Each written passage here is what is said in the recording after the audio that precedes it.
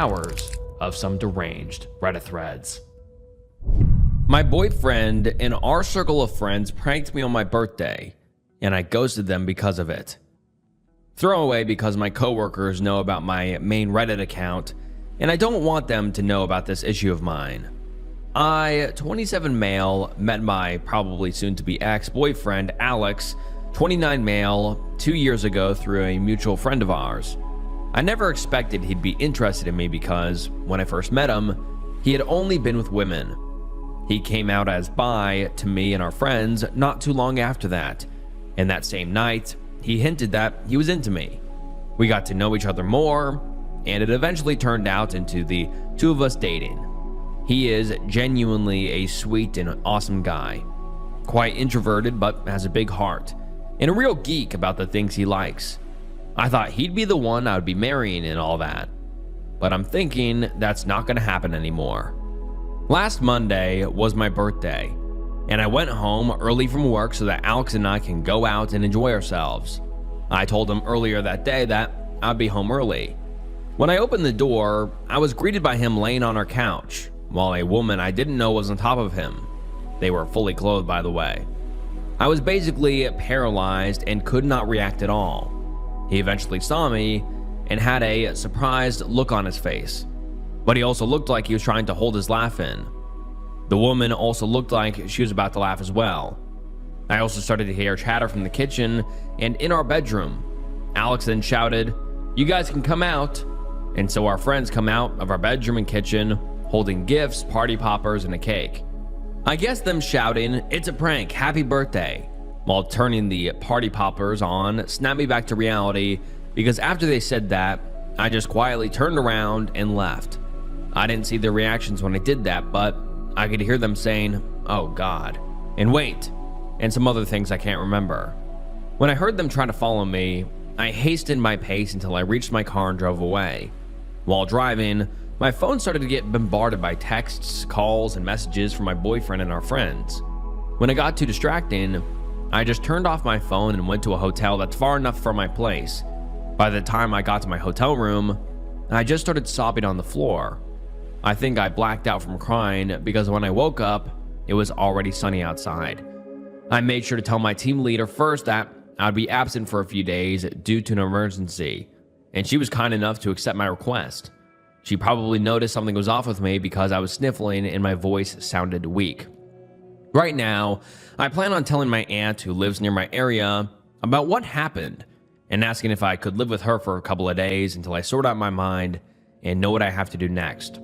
I am deeply heartbroken because I've told my boyfriend and my friends before how I felt about cheating and how it essentially ruined my family growing up and my young mind back then. My mom cheated on my dad, and it broke our family, and I got cheated on by my first boyfriend. But at the same time, I can't help but feel like I overreacted and that I shouldn't have just went with it all. I still don't plan on opening my phone, so I'm using my laptop right now to type this. I don't know how to face and respond to them all after all that has happened. Maybe some time away from them will help. I hope. And now let's get into some of the top comments. One user says, "You told people you trust about your trauma, and they turned around and used it to prank you. You did not overreact. They were very cruel to think you will find it funny. Take your time in deciding how you need to proceed with this information in mind." Another user says, "So they know your stance on cheating and thought the best prank to pull would involve something that you hate, involving your boyfriend and a girl? Great plan. These friends sound great. They all know they effed up the second you left and they went, oh God. But a thought like this should never have been considered. And the fact that they thought this would be a good idea on your birthday, the disrespect. If I was you, I would be done completely. It's humiliating towards you for a prank. How you will react in future when they bring this up as a funny story.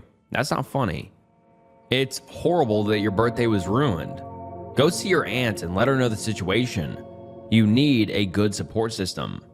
How did not one friend say this isn't a good idea? WTF. And then the OP posts an update about a week later, and let's get into it. This reads, "Hi there. I'm sorry it took me a while to post an update.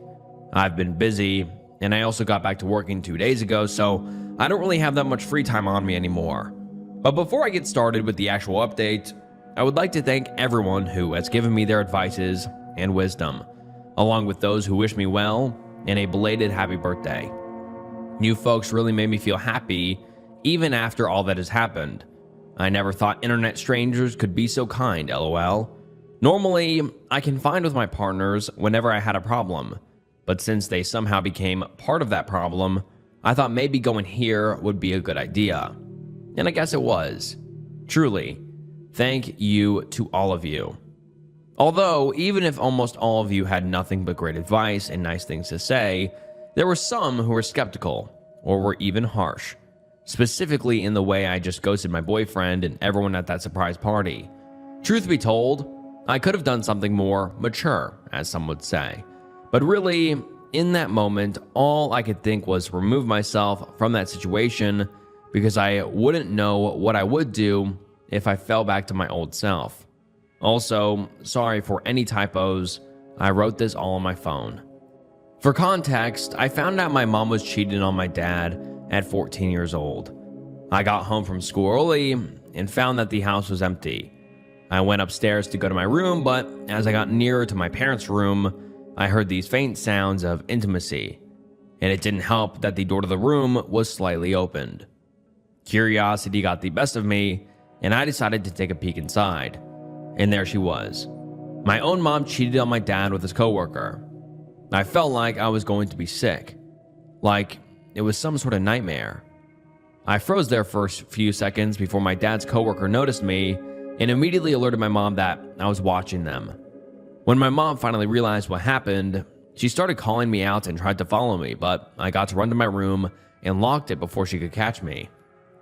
My mom was frantically calling out my name and knocking hard on the door, but all I could do was cry. The realization that the person I was calling my mom wasn't the person I thought she was hit me like a ton of bricks because I used to adore my mom. She was always around while my dad was working full time, which made me resent my dad because he was never around. I remember hiding in my bed sheets and eventually falling asleep. I was woken up by my dad knocking on my door and calling me to come out. I had to comply, of course, and when I opened my door, my father was standing in front of me, with my mom behind me. He gave me a tight hug and asked me about the guys who bullied me while I was walking home from school. And I was confused when he mentioned that, but then I saw my mom looking mad at me and basically telling me through her face that I should go along with it. As much as I hated it, I went along with it because I didn't want to hurt my dad. Since then, I've decided to fully ignore my mom unless it was for a chore or something important. And when I moved out at 18, I made sure to go no contact on her and only talk to her when my dad wanted me to. My mom and dad eventually divorced after I moved out. Turns out, he always knew but didn't want to do anything about it until I moved out because he didn't want me to live in a household riddled with arguments and stress brought upon by divorcing couples. It didn't really work, but I appreciate my dad for still looking out after me, even if he was hurting. Then, when I was 19, I got into my first ever relationship. We had a pretty nice start, and we were each other's firsts. But when I found out he was cheating on me, things got really ugly. I know this is not an excuse, but I was young and didn't know how to handle that information when I got it. And knowing how much I hated cheating, I basically went crazy on him and turned to destroying his stuff, deleting all copies of his thesis, and even went as far as doing this insane Facebook rant where I exposed his cheating and posted pictures of him and the guy he was cheating me with, and even mentioned his mom and dad in the post and outing him without his consent. I deleted the post just 2 days after, but the damage had already been done, and my ex ended up moving away and living in another area because of my post. Obviously, I am thoroughly embarrassed and ashamed of what I've done, and I still regret doing all of that. When my aunt found out what I did, she gave me a pretty stern scolding and insisted that I had to get checked by a psychiatrist because what I did is not normal, and it's not. And I got diagnosed with severe depression, and the doctors also said I had some unresolved trauma, which confused my aunt. But after telling her what happened 6 years ago, She fully understood why and gave me a tight hug and cried after spilling everything to her. She felt bad because she wasn't able to do anything to help me before, and now is extremely mad at her sister, my mom, for doing all of that to me. Ever since then, my aunt has helped me get to the therapy and meds that I need, and essentially turned into my mother figure. My ex and I don't talk much these days, but we have made amends and we are all at good terms now. And then, now that all of this stuff from my past has finally been laid out, for those wondering why I did what I did, here is the actual update. After I submitted my original post, I packed my things that night and prepared to go to my aunt's house, which wasn't that far, but still a bit of a drive nonetheless. When I finally got there, she was incredibly welcoming, and I thanked her for allowing me to stay in her house even just for a while. She gave me a tight hug and told me I was always welcome and that she will be there to help me when I need her to. She eventually led me to the spare bedroom that they have in their house and helped me unpack my stuff. She is honestly such an incredible woman, and I love her so much. She's basically the mom I have always wanted. Once I was done unpacking, I was again confronted by the fact that I haven't opened my phone for quite some time now. I've avoided it for so long that I didn't think I could open it again, but I knew I had to. The moment my phone booted up, hundreds upon hundreds of texts, chats, and missed calls popped up on my screen. Even if I was still hesitant, I decided to open my chats and looked at our friends group's group chat first. The chats from the start were all very frantic in nature, with my friends asking about where I was or what happened. But after scrolling down a few more times, the chats turned into them apologizing that the prank happened and that it was not on the plan at all. One of my friends even blamed the girl that was on top of Alex, my boyfriend, and thought she was untrustworthy. Finally, the chats ended up being them hoping they could contact me and wishing I was safe. I guess they knew I just read their chats because as soon as I was done back reading, my friends immediately knew I was online and asked how I was doing and where I was. They also started apologizing again for not being able to stop the prank from happening and that they didn't know that was going to happen and thought the original prank was going to be something else. At this point, I was thoroughly confused because they seemed happy enough to be there during that night, but I knew I had to apologize to them first for ghosting them and asking their side of the story first before speaking about what had happened. Essentially, they were simply planning a surprise birthday party for me with Alex in a group chat that didn't include me. Then my boyfriend added a few more people into the group chat, saying that they were the college friends of his and he wanted them to be a part of the surprise party too, since they also wanted to meet and get to know me better. As a suggestion, one of my boyfriend's college friends pitched the idea of them pranking me.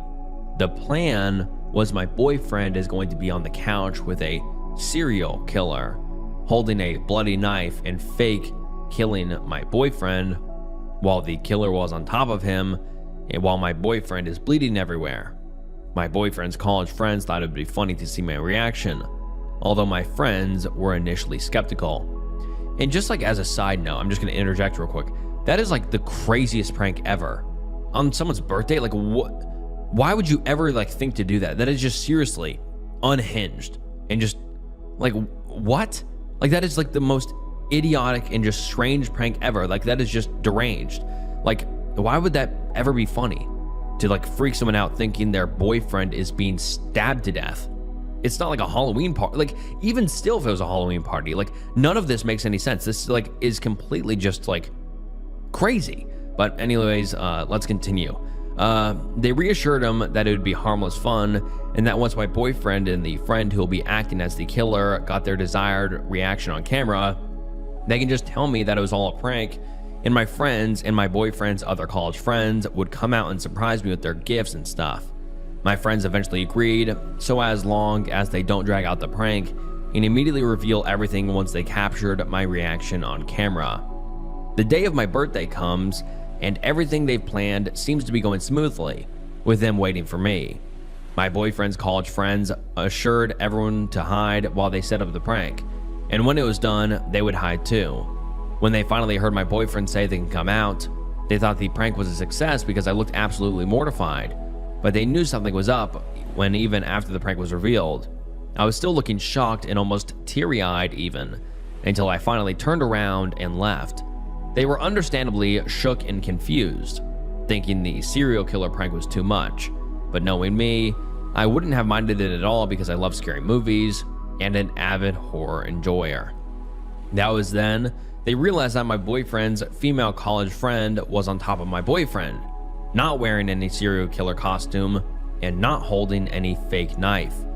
They then saw my boyfriend pushing his female college friend away from him and chasing after me. Some of them also tried to follow me, while some were asking what happened to the original plan. Even my boyfriend's other college friends were wondering why their female friend was not in costume, but she was just silent. After a few minutes, my boyfriend came back to our apartment looking distraught and crying. He then tells everyone that they should all go and proceeds to go to our bedroom. They wanted to ask him what happened, but he shut the door before they could. His female college friend then followed him inside, which really weirded them out, but after a while, they hear my boyfriend shouting at her, telling her to F off. She then goes out the door on the verge of tears and leaves the apartment. They said everything happened so fast that they didn't know how to process all that has happened. Not too long after that though, they realized that I was missing and started calling and texting me, but I didn't respond to any of them. Eventually, I was unreachable. I turned off my phone and decided they should just go home and wait for me to respond. My boyfriend's college friends apologized profusely to what had happened and didn't mean for any of this to happen, but they basically just ignored them. They then followed their retelling of their side with videos that they've recorded that proved their accounts, along with an apology and wishing that I was doing well. After my friends told them what happened on their point of view, I felt really terrible and apologized again for ghosting them and telling them that everything that happened was not their fault. I told them that I would make it up to them soon, but they reassured me that they accept my apology and are just happy that I'm alive and well. They also pitched to have a late birthday celebration with me this weekend, and my boyfriend and his friends aren't included this time. I, of course, happily agreed and thanked them for being such great friends, and that I really couldn't thank them enough for being such an awesome bunch of people. The morning of the next day, my aunt knocks on my door and wakes me up, telling me that I have a visitor downstairs. She looked a bit mad, so I can already tell who it was. It was my boyfriend, Alex, carrying this beautiful bouquet of flowers and my favorite chocolates with him. Even if he looked amazing, his face was the complete opposite because he looked like he was crying for days. I asked him how he found out where I was, and told me that once I turned on my phone again, an app on my phone that we both have notified him of my whereabouts. It's basically an app that allows you and your trusted friends to share your locations in real time, as long as you have an internet connection and your locations is on.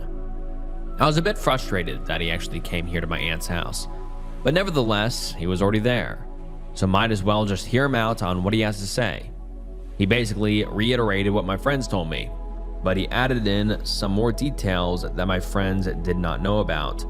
Apparently, his old college friends reconnected with him after he lost touch with them after they graduated. They found his Facebook account through some searching and wanted to ask him about his life after all those years. They were especially happy when he told them that he currently has a boyfriend, because they secretly knew he was bi, but didn't want to make assumptions or make him feel weird about it. Alex eventually tells them about me, and he mentions that him and our friends are planning a secret birthday surprise for me, and they immediately wanted to be a part of it. After they were added to the group chat, they started suggesting ideas on how to make the surprise much more fun, until their female friend, we'll call her Anna, suggested that they do a prank to surprise me. Alex's college friend were immediately on board because they saw TikToks of it and thought it was really funny, but my friends were obviously skeptical. Eventually, they agreed what the prank is going to be and that the prank wouldn't take too long. Anna volunteered to be the serial killer since it was her idea, and they all went and did their parts of the surprise so that everything would be ready when my birthday comes. The day of the surprise party comes and everyone prepares for my arrival. When Anna and Alex went into their assigned positions for their prank, he wondered why she still wasn't in her costume and that her props were missing. but all she could reply was that she forgot. Alex offers to find the costume and props, but Anna insists that there's no more time and that I was going to arrive soon. Alex at this point was extremely uncomfortable and wanted to get out of their position, but before he could do it, I've already opened the door and saw them. He admits that he effed up by laughing a bit at my reaction because it was exactly the reaction he thought I was going to make, but immediately realized what it looked like and called everyone to come out to save him from the embarrassment and give context to what I was seeing. When he realized that it didn't work, he forcefully pushed Anna away to chase after me, but he wasn't able to keep up once I got into my car. It then sunk into him that he effed up big time, and that when I drove away, that's when he remembered my trauma about cheating, which made him cry while returning to our apartment. He tells everyone to leave and retreats to our bedroom, not really knowing what to do. To his shock, Anna comes inside our room unannounced and starts comforting Alex. He repeatedly tells her to leave and that he'll be fine. But what really sets him off was Anna asking him, "So does that mean you're single now?" That's when he realized she did it on purpose. Alex then shouts at herself and angrily asks her to leave, which she then complies to after looking like she just embarrassed herself. Alex is in tears at this point, and he tells me that he wishes he just didn't agree with the prank. He's cut off contact with his college friends for now, and is incredibly sorry about what happened.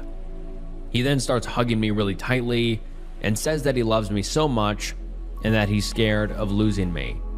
His words alone also made me cry because even after everything, I still love him deeply, and I do believe everything he said.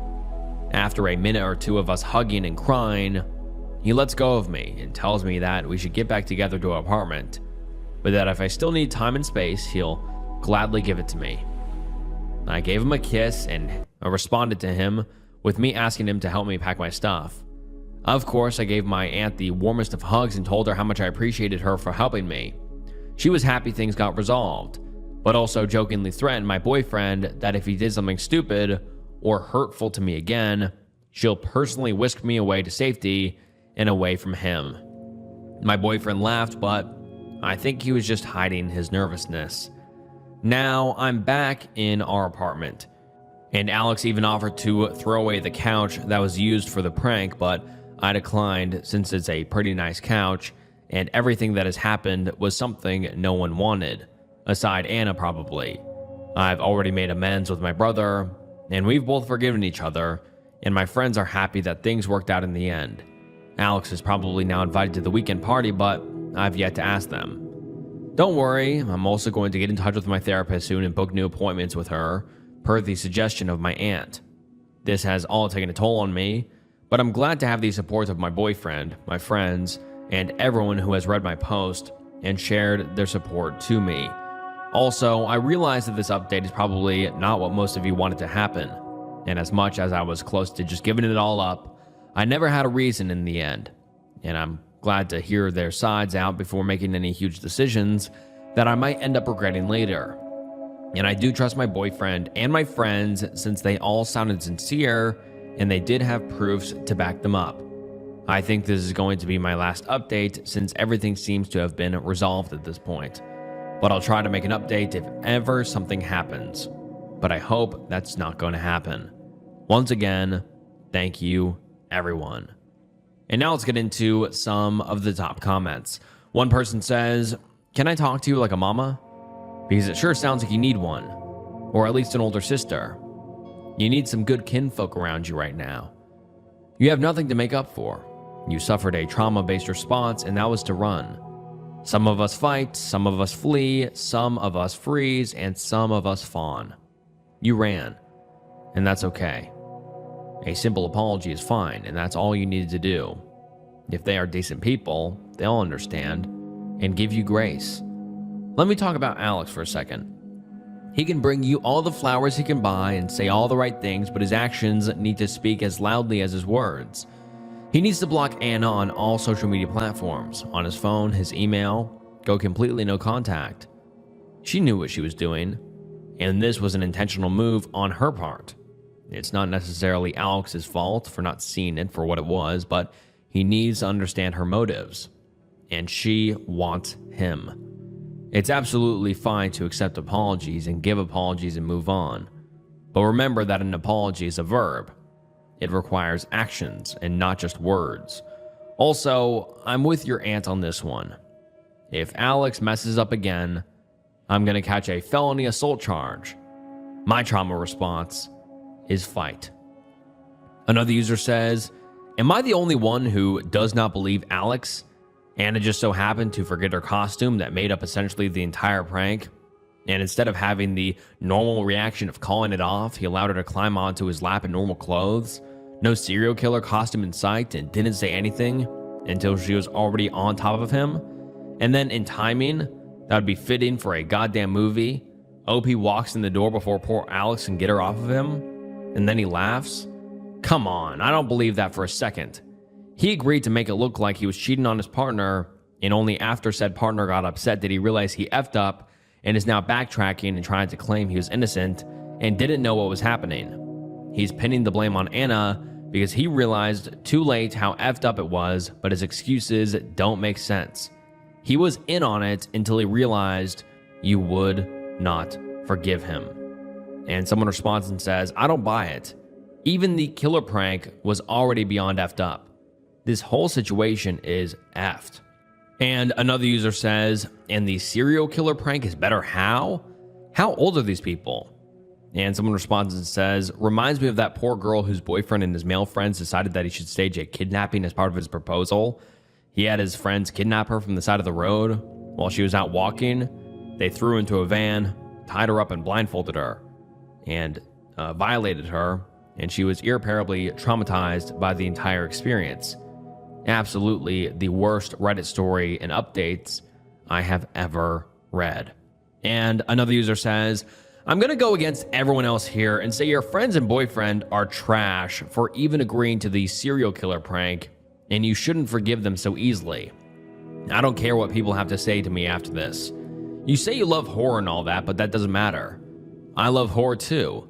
But no matter how much someone loves scary stuff, if a person went home and found their loved one dead at the hands of a killer, it wouldn't be a funny prank. That's horrifying. It causes extreme distress. But then suddenly everyone is laughing and saying it was a prank? Someone should have said, no, F this, I'm out. It wasn't a funny prank. It was psychotic, and they're all effing idiots who panicked because you didn't find their BS funny. I 100% believe the killer prank is made up, and everyone agreed to do a cheating prank.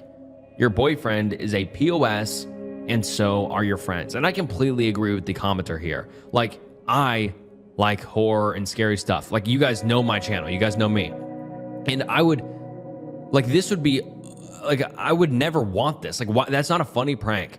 That's just a effed up prank that would, like, traumatize anyone who walks in on that. Like, imagine on your birthday, like, I'm just laughing because it's so ridiculous, but imagine on your birthday walking into your apartment and your boyfriend or significant other has blood all over them and a fake knife, like, stabbing them, or like by a fake killer.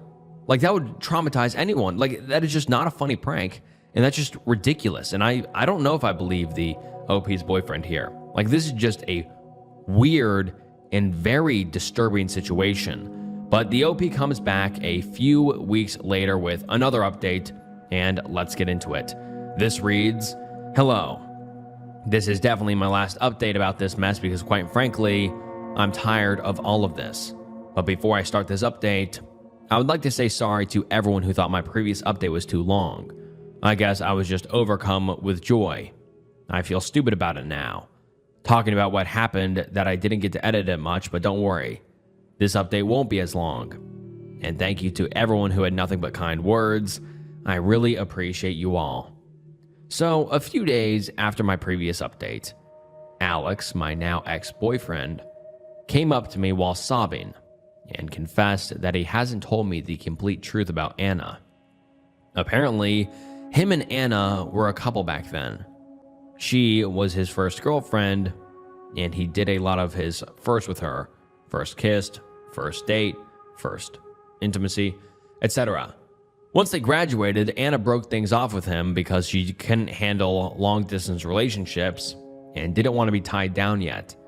Anna breaking up with him caused him to go into a spiral and develop severe depression, along with SH tendencies, something he still goes to therapy for. It took a lot of work for him to get out of that hole and be a functioning human adult again, but things apparently did not completely change for the better for him until he met me. As I was, quote, the light at the end of the tunnel that he desperately wanted to get out of. But I guess ghosts from the past have their way of coming back to haunt you. A few weeks before my birthday, Alex's college friends found his Facebook and contacted him to reconnect. Things went well for them until he was added into their group chat that had Anna in it as well. As what he said, it definitely reignited some old feelings that he had, and it also didn't help that Anna was acting like nothing bad happened between the two of them. They agreed to meet to catch up. One thing led to another, until that one thing ended up being them having intimacy every day up until the birthday surprise. LOL. It only really hit him how much he effed up and realized that he was doing something incredibly horrible when he saw my devastated face after seeing Anna on top of him for the prank that they supposedly planned for me. According to him, he was trying to bring back those strong feelings and emotions that he once felt back when he was with Anna. But seeing me look ruined and distraught made him realize that what he had with me was incomparable to what him and Anna had. So I guess that's what led him to confess and be all remorseful. Of course, I had to hear him apologize and cry in front of me, and I did cry too, but I couldn't bear being around him anymore after hearing all that. I then calmly told him that I accepted his apology, but that I didn't want to be with him anymore, and that I would be leaving the apartment and sort things out once we were both in the clear state of mind. He didn't like that one bit and started sobbing like crazy, and even went as far as hugging me incredibly tight just so that I wouldn't go. It was a struggle, but I eventually got out of his clutches by pushing him away hard enough. I ran as fast as I could, ironic, to get to my car and immediately head to my aunt's house. When I got there, I just sobbed into my aunt's arms and felt incredibly weak. She probably understood why I was crying that much without asking me why, so she started consoling me until I was too tired to cry and slept. Yesterday, I got a call from a friend of Alex that he's in the hospital after being found unresponsive. I didn't want to go because I'm obviously still hurt about everything, but Alex doesn't have any family anywhere near him, and I'm the only one who knows about his medical history and details, and technically his closest family. So I had to. When I got there, his arms were full of bandages and his face looked all puffy and red. Right now, I am outside his hospital room, waiting for the doctors to give me an update or tell me anything or something that I should do. He also hasn't woken up yet, so I'm bracing myself for when he does. Truthfully, I do still love him very much, but what he did just made it clear for me that we're not meant to be together. I don't know what I'll do moving forward after all of this, but I'll just let the universe take the wheel for me at this point. I just wish things didn't end up this way. Edit. I would like to just thank everyone who has stuck with me through this ordeal and had nothing but kind words to say. You folks have no idea how you've helped me through all of this. I hope I get to repay all of your kindness someday. As for me, I'm doing mostly alright. I didn't want to stay in the hospital for long, so once I got to give the doctors the necessary info and stuff, I left immediately. My aunt then helped me get all of my stuff from our apartment and also called my landlord about our shared lease.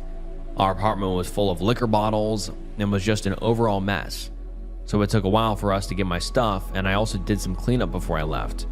It was sort of like my final goodbye to that place. Even if my relationship basically ended there, I also had a ton of fun and happy memories there, and I will definitely miss it. Right now, I'm living with my aunt for the meantime while I look for a new apartment. My friends still don't know about what happened, and I think I'll tell them soon, but definitely not now. I just want to rest and sleep and hopefully wake up to a better day.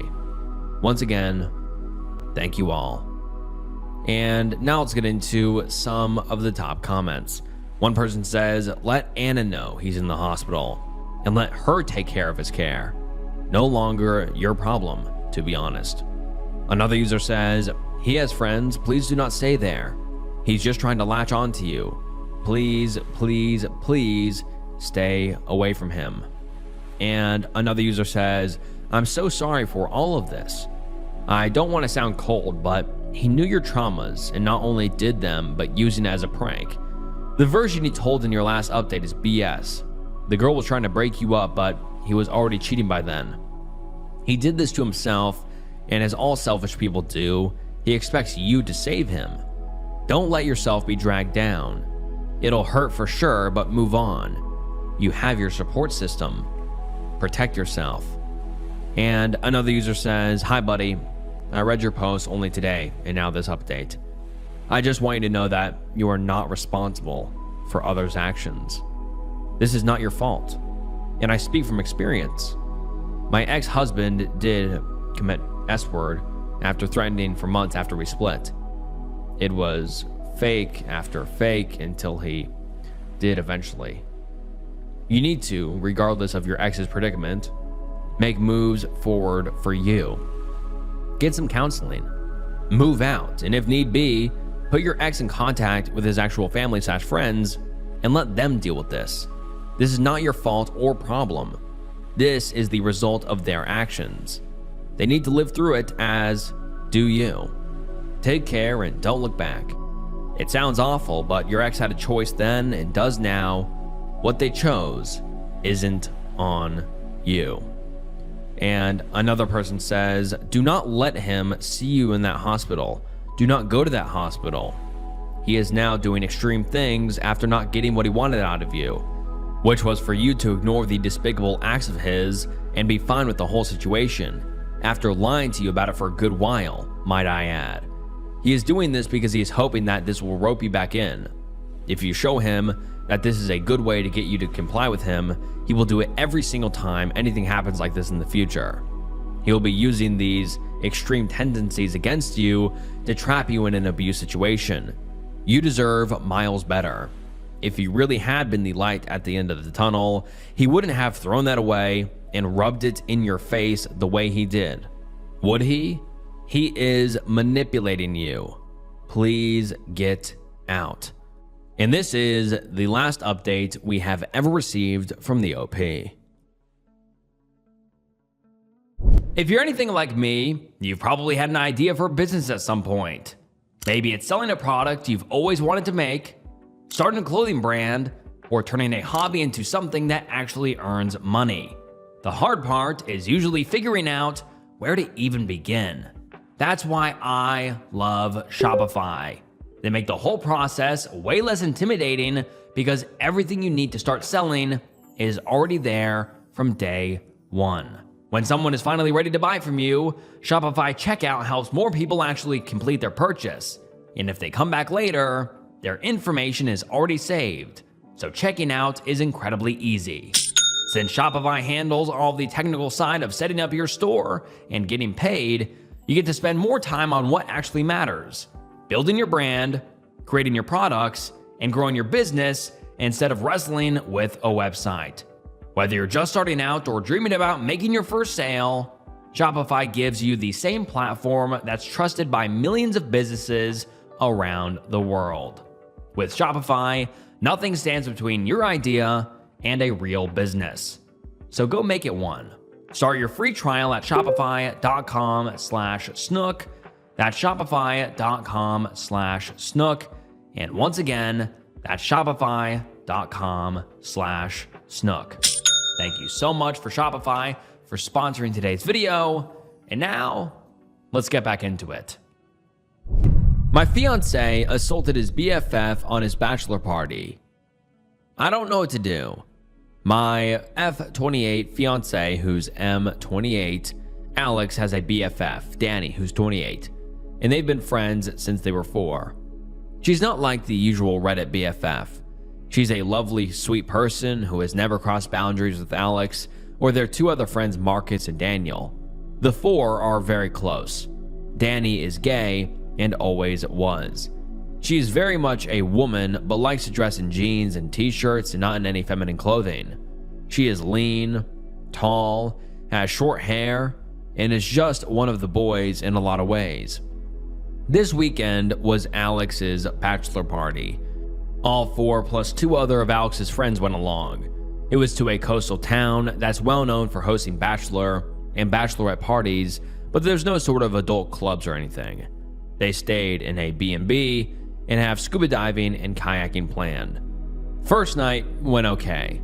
Dinner, restaurant, and nightclub and home. Last night was the issue. They did the nightclub and headed back to the house. Marcus and Daniel, who were both single, brought back 2 girls from the nightclub and got busy in their bedrooms. The rest were drinking in the living room, but things got a bit loud, and the 2 friends started complaining that they didn't go to a adult club and never got to see all of the things you see at adult club. They were blaming their wives and calling them names. Danny told them to shush as it was ruining the mood, and they both thought it would be funny if they saw Danny's body unclothed to make up for it. The thing is, Alex joined in and they took off her clothes. She was screaming loudly, and Marcus and Daniel came running and rescued Danny and put her in the bedroom with the girls and had a fight with the 3 men. Daniel doesn't drink due to a chronic medical condition and the medication he's on, so they packed up and took Danny and the 2 girls and left the other 3. Danny was hysterical, and Marcus wanted her to go to the police station, but she wouldn't. She was afraid to go home, so they ended up dropping the girls off and taking Danny to her parents, which was an hour away. Marcus was at my door at 7 a.m. this morning, and he told me what had happened, that if he ever sees Alex again, he's afraid of how things could go. He told me that if he can convince Danny to press charges, he will. Then he left. Alex returned about 3 this afternoon. He was acting normally until I told him Marcus had visited. He was very nervous and tried to play down what happened as a joke that got out of hand. I'm devastated. I heard him out, but he knew I wasn't accepting what he was saying. I told him Danny may be going to the police, and he got very panicked and pale.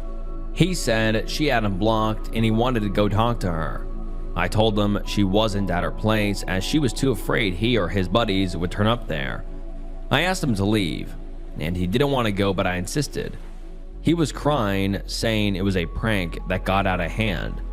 I heard him out only as a courtesy to our 2-year relationship, but I'm done. I don't know this man. I don't know if I should reach out to Danny or just do nothing. Marcus and I have been in constant contact, and he agrees that I have no option but to break up with Alex. I don't know where to start with canceling everything, as the wedding was in 5 weeks, but it seems trivial compared to what Danny is going through right now. Marcus is convinced that Danny is going to the police after talking to her parents, so I think Alex is in trouble. I can't support him on this. Maybe I'm wrong, as he was drunk and probably had taken other things, but this was his friend from age 4, and he did this to her.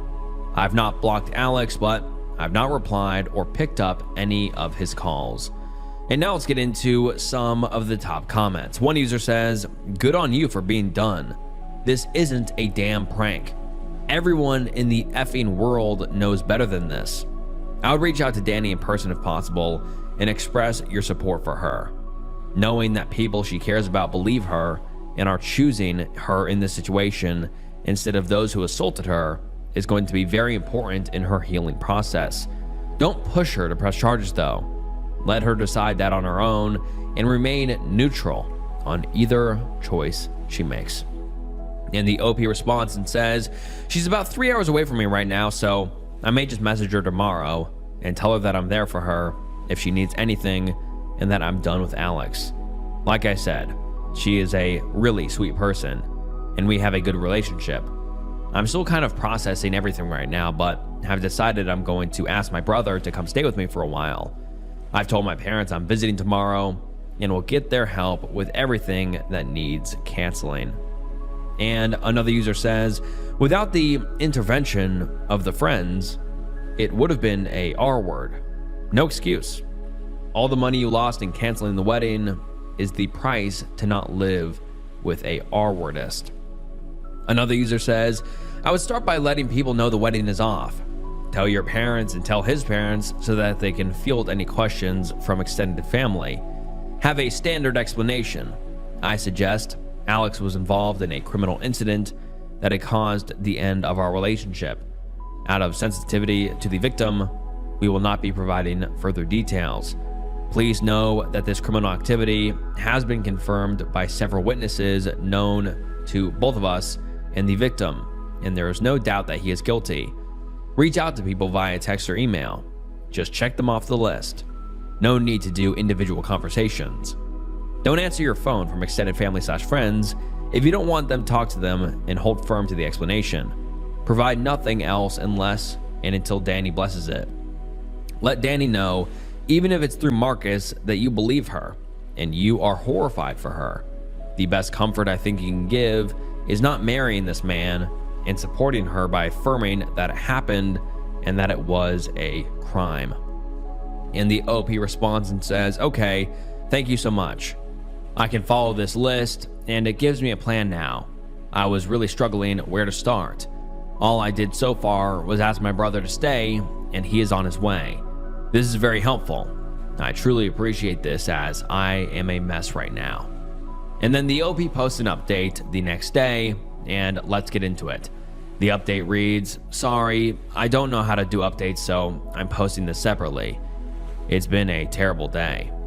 I can't reach out to my friends yet as I'm ashamed. I did tell my parents and my brother, and they've been wonderful. My brother brought his friend with him when he came to stay, and today both of them packed up every bit of my ex's stuff and took it to his parents' house. X was there and just asked if that meant I was finished with him, and my brother said yes, and did he really expect any other reaction? His father intervened and told X not to say anything more. He told my brother to tell me to contact him on canceling the wedding. I'm not contacting his father ever. My parents are handling canceling the wedding, and my father got into my cousin, who is a lawyer, and he is going to help and advise me as needed. I've to disentangle myself from X on leases, bank accounts, savings, and such, although my brother made me transfer all my money from joint account savings and daily accounts to my own account. It's just a mess. I tried to ring Danny, but she isn't up for speaking to anyone, so I just texted her that I was there for her and that I had broken up with Alex. She has not replied, and I don't expect she will. She is in a bad way, apparently. Daniel spent 3 hours with me today.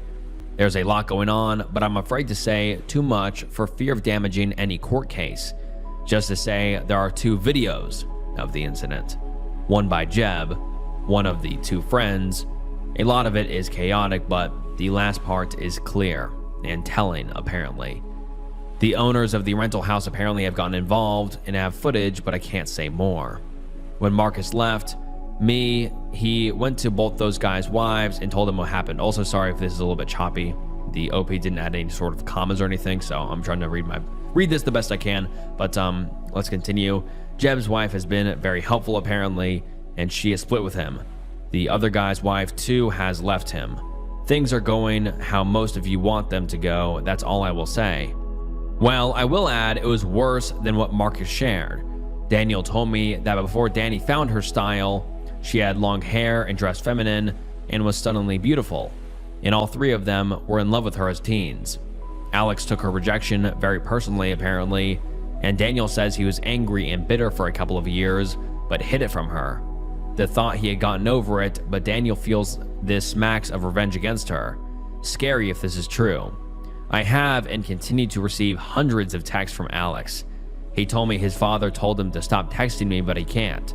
I haven't replied or blocked based on advice. This is very hard, and I don't know what way all of this is going to end up. Sorry about any mistakes and typos. I am not doing very well. If there's more, I will post again if I am able to. And now let's get into some of the top comments. One user says, "I'm so sorry. You're doing the right thing, and I'm glad you didn't marry him. You're doing the most right thing you could do to Danny and yourself. I'm just so sorry. There's nothing that'll make this immediately better, but I want you to know you're being a good, strong, brave, and moral person, and you have dodged a bullet. You must be absolutely gutted right now. But how you are handling this is intensely brave and admirable, and in due time, I think you'll just be glad you did not marry him, and he will have his own consequences. I'm so sorry people are so horrible, and it's so hard to avoid loving people who could do monstrous things like this. If I wasn't broke as a joke, I'd send you super something. It's going to be okay. You're a good person, and no one can perfectly protect themselves from the infinite monsters out there in the world. Don't be ashamed about what happened, because while he should be ashamed, you should be really proud of how you handled this horrendous situation. And another user says, I'm really sorry that you are carrying shame over this. This guilt should be on Alex and the other two abusers. You deserve your friends, and they would want you to be there for you through this. Leave the shame for the people who did the wrong. Alex made a choice to do this, a choice to hurt his own best friend. You made a choice to marry him and broke up with him, that choice based on him showing who he really was. You can be proud of yourself. You didn't fall in love with an abuser. You fell in love with all the good parts he showed of himself. Now that he showed the worst of himself, you are moving forward without him in your life. Let your friends be there for you. And then the OP posts an update about 4 days later, and let's get into it. This reads, Hi all. My last update was removed, but if anyone is interested, I thought I'd post the latest and get some advice. I got a call from Danny. Daniel has been ever present, and I'm guessing it was because he knew she was going to call. There's a lot more to the story. The first night was normal, as I said, but in the Saturday, Alex, Jeb, and their friend decided not to go scuba diving with Danny, Daniel, and Marcus. Danny was feeling very hungover and gave up after an hour and went back to the Airbnb. She walked into the living room to find all three guys engaging in intimacy with two women. Jeb shouted at her to get out as this was costing them a fortune. The women were escorts. She left and went back to the boat and only told Marcus what she saw. When they all went back later, Alex told her to not tell me, as it was just his last bit of freedom. She told him she was disgusted with him and that he wasn't free.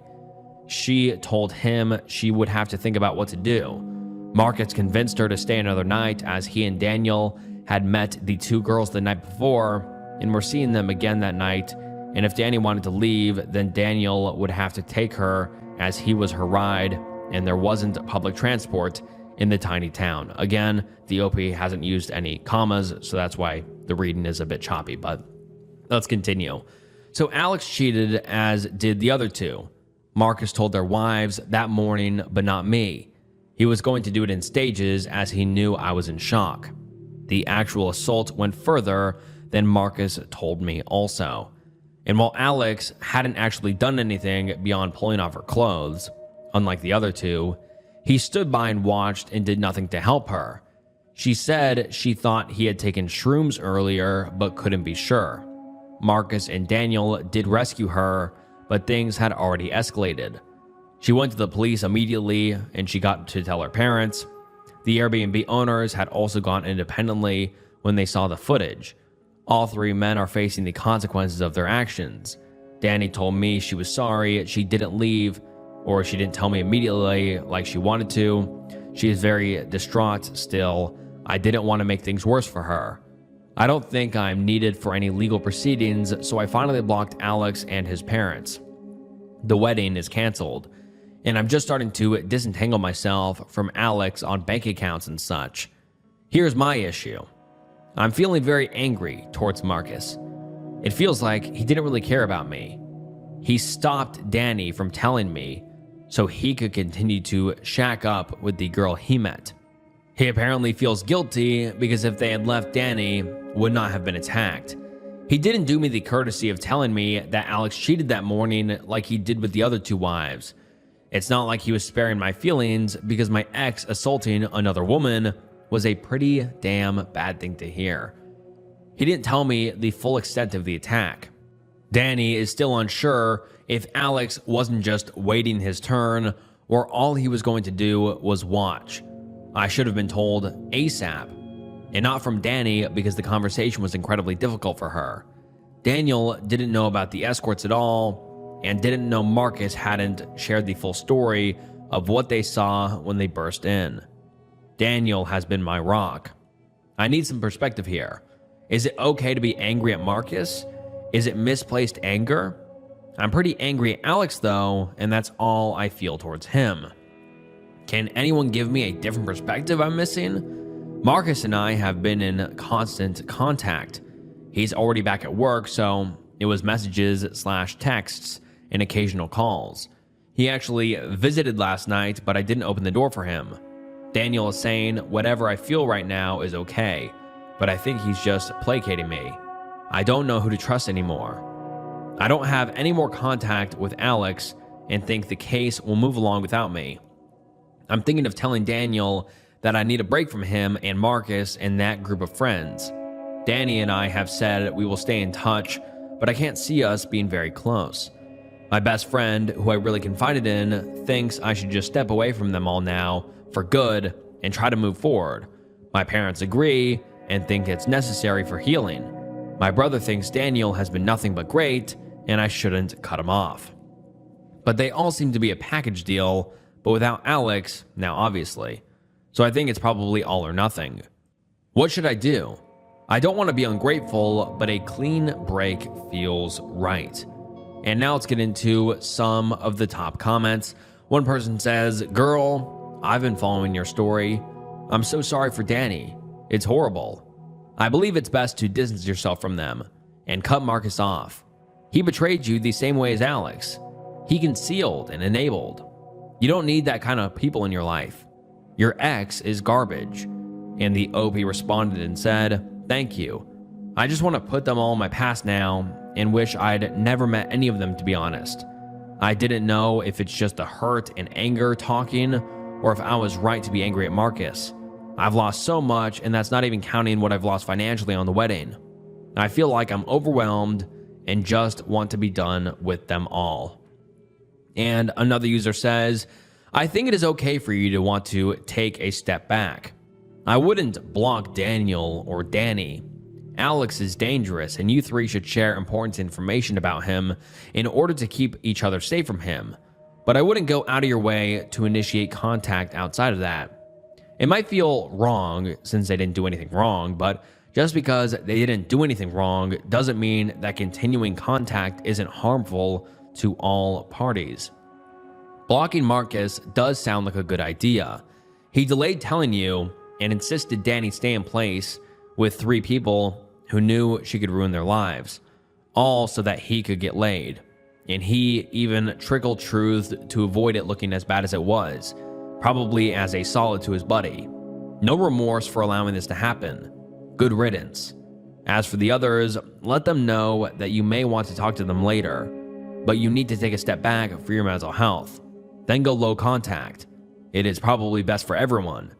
And I'm sure it has been said to you a million times, but if you haven't, talk to a therapist to help you sort through your feelings. This is a lot, and you have been handling it great, but you will want to work on healing sooner rather than later. Good luck. We are all keeping you and Danny in our thoughts." And the OP responds and says, "I'm going to seek therapy because I'm just so confused. I don't understand how this happened or how I didn't know or see any signs. I don't even understand him cheating as his father cheated on his mother when he was a teenager, and it nearly broke the whole family.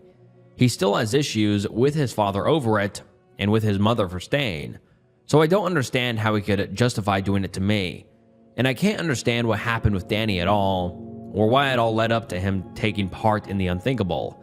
I desperately wanted to pepper Danny with 100 questions just to try to get a clearer picture so I could try to understand, but I couldn't ask her anything.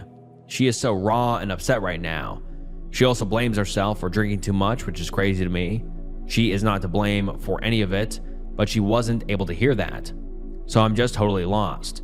2 weeks ago, I had a loving, funny, goofy guy whom I was looking forward to marrying, and I don't know where that guy went or if he was ever real.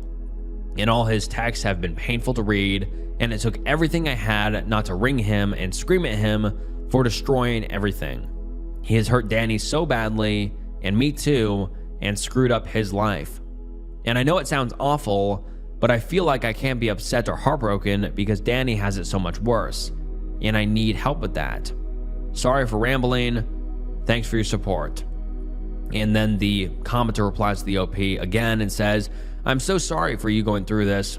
I want to share something I was told a while ago about closure. I know that it seems so far for your mind, but it is something I want you to keep in mind for the future. Closure does not mean understanding the situation.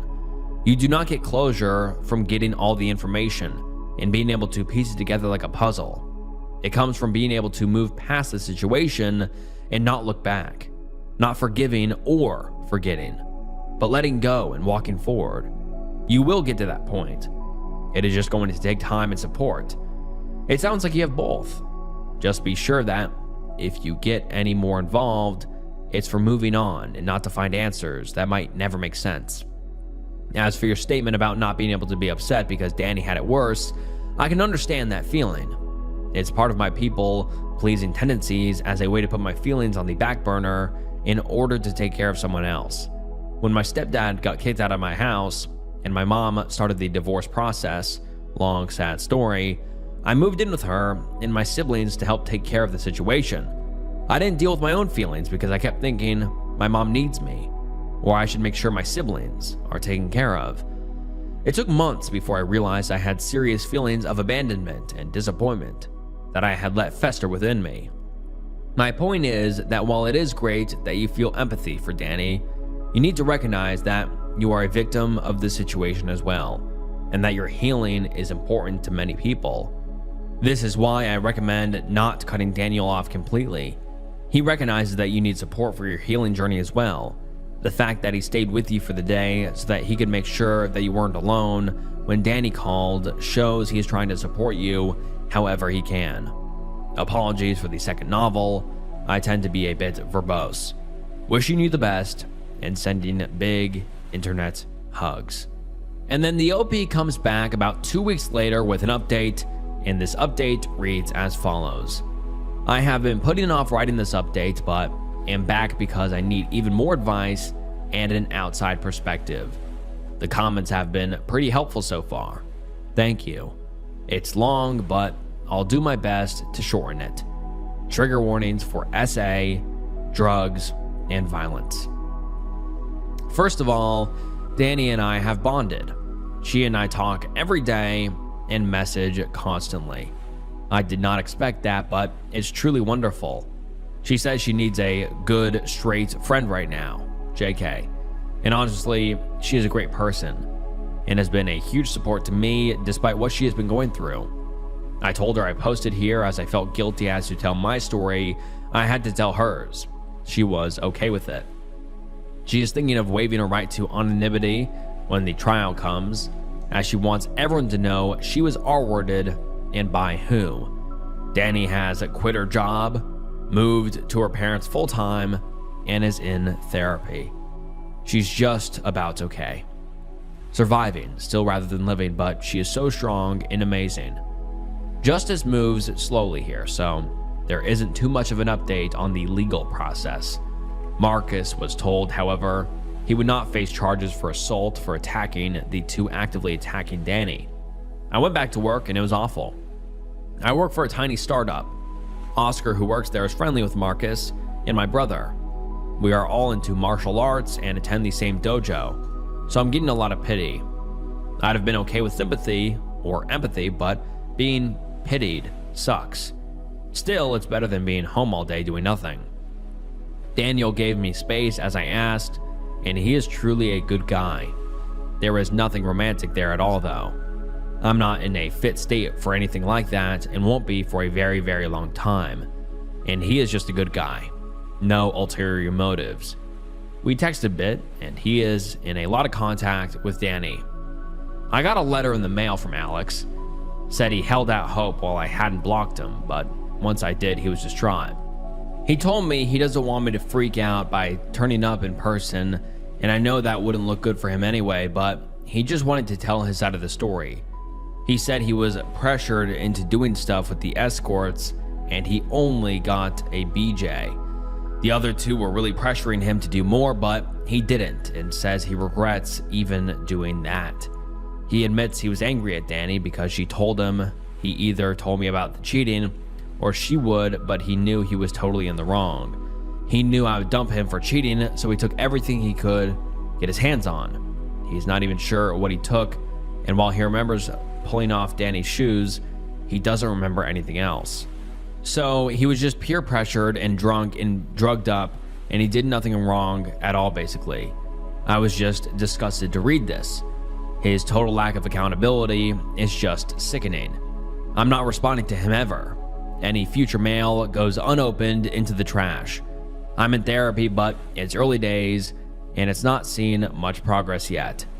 That leaves me with Marcus. He knows I've been angry with him and he is desperate to talk it out. I probably feel too much anger towards him, but find it hard not to. He is still feeling very guilty over making Danny stay.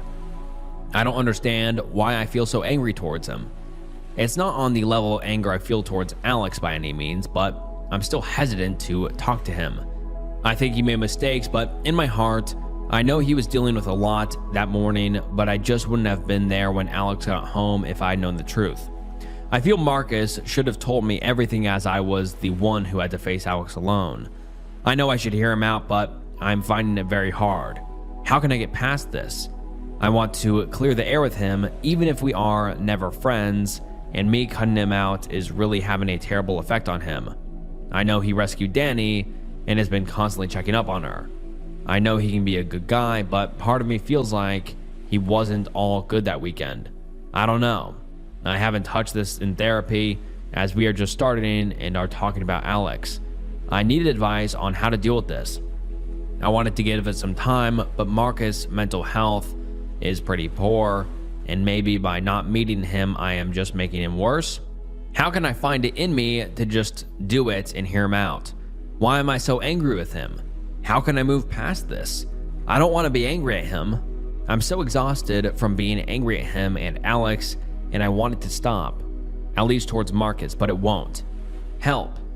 I'm visiting Danny for the weekend. That should have been my wedding. We are going to have a LOTR's marathon, or Lord of the Rings marathon, and her mother is making a cheesecake. My own family has been wonderful in every way, but Danny is truly why I am still standing. Edit. Forgot to say it wasn't an Airbnb. It was a privately rented house. I just assumed incorrectly it was. And now let's get into some of the top comments. One user says, I'm a big fan of honesty, and what I would do is just lay it all out on the table with him so he knows how to feel.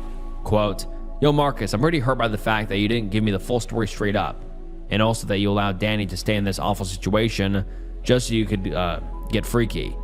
I don't know how long it'll take me to get over this, if ever, but that's how I'm feeling right now. But at the end of the day, you don't need to interact with anyone if you don't want to.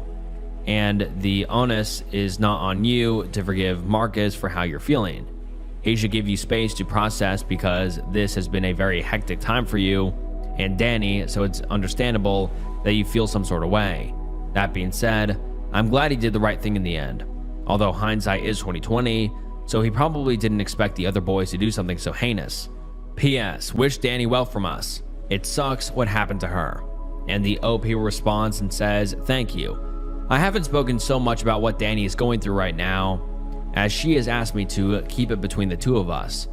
I'm only trying to speak now on my own experience, unless Danny says it's okay to share specific stuff. That said, I'm pretty sure this is my final update. I am coming out of the initial shock now, and I'm grateful Reddit was there for me at my worst. The rest I have to do privately, I think. Danny will be delighted with your good wishes though, and I will happily pass them on. I'm actually thinking of using your suggestion word for word with Marcus. It sums it up pretty perfectly. Thanks again. And someone else says, Marcus not telling you about the cheating was a bad move, but not telling you about the R word is unforgivable. He knew what Alex was capable of and didn't tell you. Then you had to confront Alex alone, which could have put you in danger. I could probably forgive not telling you about the cheating immediately if he thought it'd be better to hear in person, or he thought Alex would tell you. But hiding the assault is a much more serious problem. And then the OP comes back about 5 days later with a new update titled, My ex, whom I broke up with because he SA'd his girl BFF, just bought my wedding dress from me in an online auction. And let's get into this update. It reads, I've only just broke up with him in the last 3 weeks. Please see my profile if you want the story. Alex, my ex, and I have no contact since the morning after the attack. He's currently going through the legal process as a consequence of his actions. I gave my wedding dress and shoes to my own best friend Millie to sell or donate or just get rid of. She has lots of sellers accounts on different platforms as she buys and resells collectibles a lot. She put my wedding dress, veil, shoes, and other accessories up for sale with a view to me getting some money back. Canceling the wedding meant me losing a lot of money.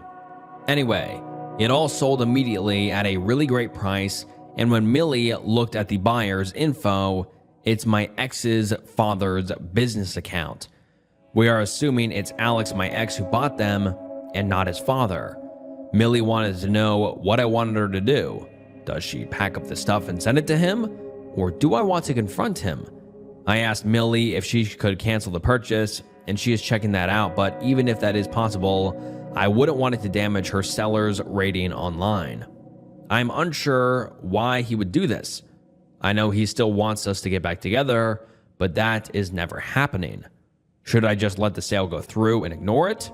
It feels weird and upsetting. I feel like he is still torturing me, and this is just a way of getting my attention, and I have had zero interaction with him. Any advice is welcome. Edit. Alex knows Millie's selling accounts. He even bought stuff from her in the past. He hasn't ever seen the wedding dress or any of my stuff. We are assuming he knows it's my wedding clothes on Millie's accounts. And now let's get into some of the top comments. One user says, he wants to hear your reaction. If you protest or Millie backs out, of the sake he knows he's bothered you, let it go through. Ignore him wanting a reaction. I've read your other posts and he's not taking any accountability. He was drunk, he was mad, he was peer pressured, he was drugged, he doesn't remember, etc. He wants some modicum of control and more than likely feels this is the best way to get it. So I reiterate, let it go through and give him zero reaction. It may be a benefit to bring it up in counseling as well. And another user says, I'd lean towards letting him have the dress, but Millie needs to thoroughly document everything to protect against any false accusations. At a minimum, take pictures of the dress before it goes in the packaging. In the packaging of the sealed packaging of the address label and tracking number, and once delivered, save a PDF of the full tracking history. I would also try to dig out the receipt, or at least the related banking transactions, checking, credit card, etc., for the original purchase to be able to show the net loss. As for why, from where I sit, you know you'll never wear that dress no matter what. If Alex has this grand plan in his head to bring it back to you, you know it's a wasted effort because you're far more likely to burn it than you are to even want to touch that dress again. Laugh at his idiocy of thinking he can save it for the future. Alternatively, maybe this is Alex's way of giving you money to help offset the losses you're taking on the cancellation. That's part of why I suggested keeping the original receipt with a proof of shipping, to show that even this effort doesn't make you whole. I suspect that dealing with the legal side of his problems, he may have been told that he needs to make an effort to compensate people affected by his actions. You need to be able to show that his efforts are feeble and significantly lacking. If you reject the sale, he gets to say, I tried. If you accept the sale and prove that it was deceitfully done, i.e. via father's accounts, not openly, and was still less than adequate, you can show a continued pattern of improper behavior towards you. At least, that's where my head goes. And another user says he wants a reaction. He's desperate for it. Please forward the letter and any following to the prosecutor and Danny's lawyer. They'll have a field day with this. And the OP responds and says, don't worry, anything and everything I do, I always run it by them first. I'm anxious to see justice for Danny done as soon as possible. And then the OP comes back about a month later with a final update. And let's get into it. I wish this was a better update, but it's as close to closure as I can get, I think. Or I hope. Danny has just crashed. All her bravado and fight is gone, and she is seriously struggling. She is with family and getting treatment, but has cut everyone off, including me, and I get it. I will respect whatever she wants. My therapist says it's probably for the best, as our journeys are not the same, and healing separately right now anyway is not a bad thing. I hope we can reconnect in the future. I will miss her a lot. I decided to speak to Marcus. It was emotional for both of us, but I got answers. That morning, after he told me and went on to the other 2 wives, he fully intended to come back to me again after. 2 things happened. Jeb's wife was logging into their cloud to see if she could get pics or evidence in case Jeb tried deleting, and Marcus was helping her. They called the police, and they were there, and Marcus was caught up. He left to go home to shower quickly, and then intended to come to mine. At his place, the police were waiting to question him for the assault on Jeb and the other guy. They immediately had made statements to the police, but omitted their assault on Danny. So he gave a statement and questioned further. And he knew Alex was back by the time he left the police station. Marcus had done some pretty significant damage to both those guys, and Marcus is basically a martial arts expert. He even did boxing and MMA-style competitions in his teens. He didn't know if he would be charged or not at that point. He knew Alex was back because Daniel told him. At the time, he didn't think much of that. But he says he wasn't afraid of Alex hurting me, as I too have been doing martial arts with my brother since we could barely stand. Our dad got us into it. So Alex doesn't do anything like that, so Marcus knows I'd be able to defend myself. I had taken down a guy trying to rob me last year very easily. He admits he didn't really think of the emotional impact so much at that stage, but he was dealing with a lot, and he really was. He didn't tell me any of this when we were texting in the early days, and was genuinely trying to be there for me. I forgave him for that morning, as I was wrong. I didn't know, but now I do. He also told me he is dealing with a lot of guilt over Danny and convincing her to stay, and some guilt towards me too. Because if Danny and Daniel left, he wasn't intending to go with them, as he was really into the girl he met the night before. He knows now that would have basically been condoning Alex's behavior if he had stayed and they left. He said he didn't, but that he really liked the girl. The girl really didn't want any further contact with him after what happened, so I guess he got some kind of karma there. He did have a bit of a bombshell for me. He says there are rumors Alex is looking to get a deal where he would plead guilty to lesser charges and get probation, and it seems like he may get that. It's early days though, so it'll probably be several months before that's confirmed if it's true. He also says that there are lots of snippets of info about Alex floating around, and he thinks Daniel has never cut contact with him. He's pretty sure, in fact. He says there's no way some of this stuff could be known unless it came from Alex, and it's Daniel dropping these snippets of info apparently. He said he confronted him, and he denied it, but he says he knew by his reaction he was lying. So he told me he is likely feeding information back to Alex too, and to be cautious. He told Danny's mother this too. They have all cut contact with Daniel as a result, so I did too. I feel I don't know who to trust. So my old university friend reached out to me and we talked. She got me an interview in the company she used to work for, and I've been doing virtual interviews this week and just heard I got the job. I start in 2 weeks. It's in another European country, so I don't need visas or work permits. I'm going to crash on my friend's couch until I can get a place to live, so I'm leaving at the end of next week. I have to. I feel like collateral damage here. I'm afraid I'll run into Alex, and it feels like people are avoiding me. I just want to grieve the relationship and betrayal and need space to do so. I lost the future I had planned and the guy I loved. I miss looking forward to that, and I miss the guy I thought Alex was. It's hard. I've got a dilemma. I didn't sell the wedding dress. It wasn't Alex who's buying it, but his father. He reached out to me and said he was trying to let me recoup some of the money I'd lost by buying it. He then offered to cover all my losses with the wedding financially. I won't lie, I would like this money to help me start my new life. I spoke to the police. I'm not really needed for this investigation. I know nothing really firsthand.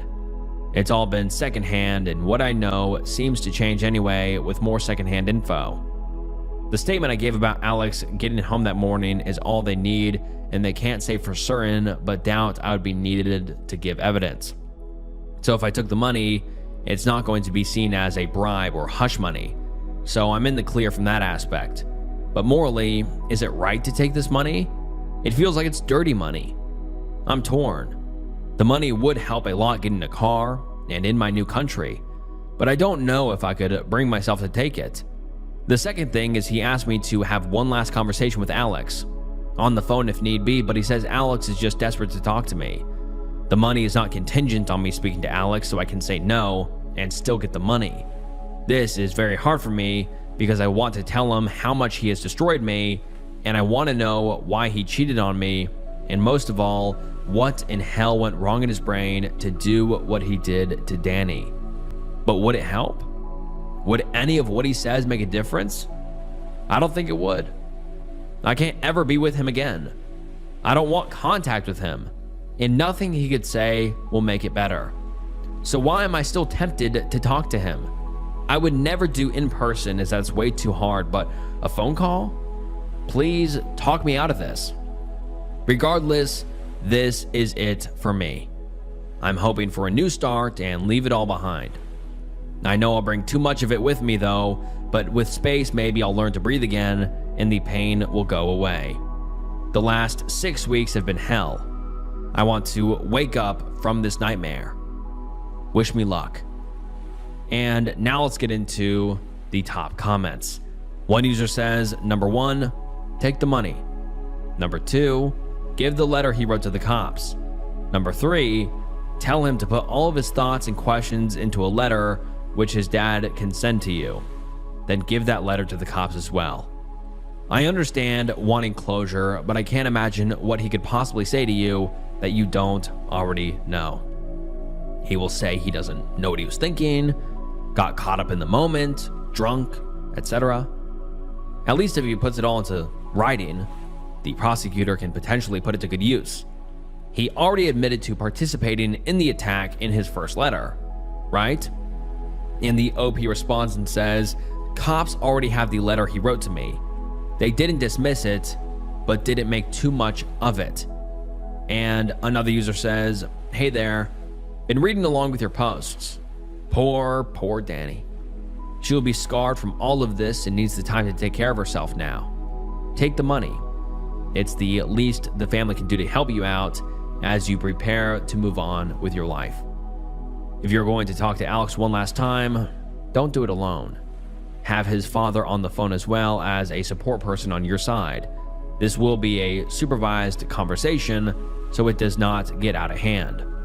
But you do not owe him anything, and there is nothing you need from him in terms of closure. He treated Danny horribly, and you are better off without him as he showed his true colors. Take care of yourself as you move forward with this. Be well, and we wish you well in your new life ahead. And someone else says, I commented on one of your previous posts advising you to keep Daniel as a way to keep tabs on Alex. I'm so sorry that I didn't think the reverse could be true. If the money is not contingent, I would say take the money and don't talk to him. In the end, neither you nor he actually gain anything from this final conversation. He's not desperate to talk to you for closure. He's desperate to get you to be on his side and minimize the damage his actions have done to his life. And you will never get the answers you were looking for. There is nothing he could say that would have you walk away and think, I guess that makes sense. You will never be able to understand, as you will never be able to follow the logic his brain has made. Just take the money, as you should not be financially penalized for something you had no control over, and walk away. I know my advice might not be the most helpful as last time, so take what I say with a grain of salt. I've never been in a situation even remotely close to yours, so I can't begin to understand what you're going through. But I think you are very smart and brave for what you have done. It takes a lot of courage to change everything in your life and start over in a new place. You are stronger than you give yourself credit for.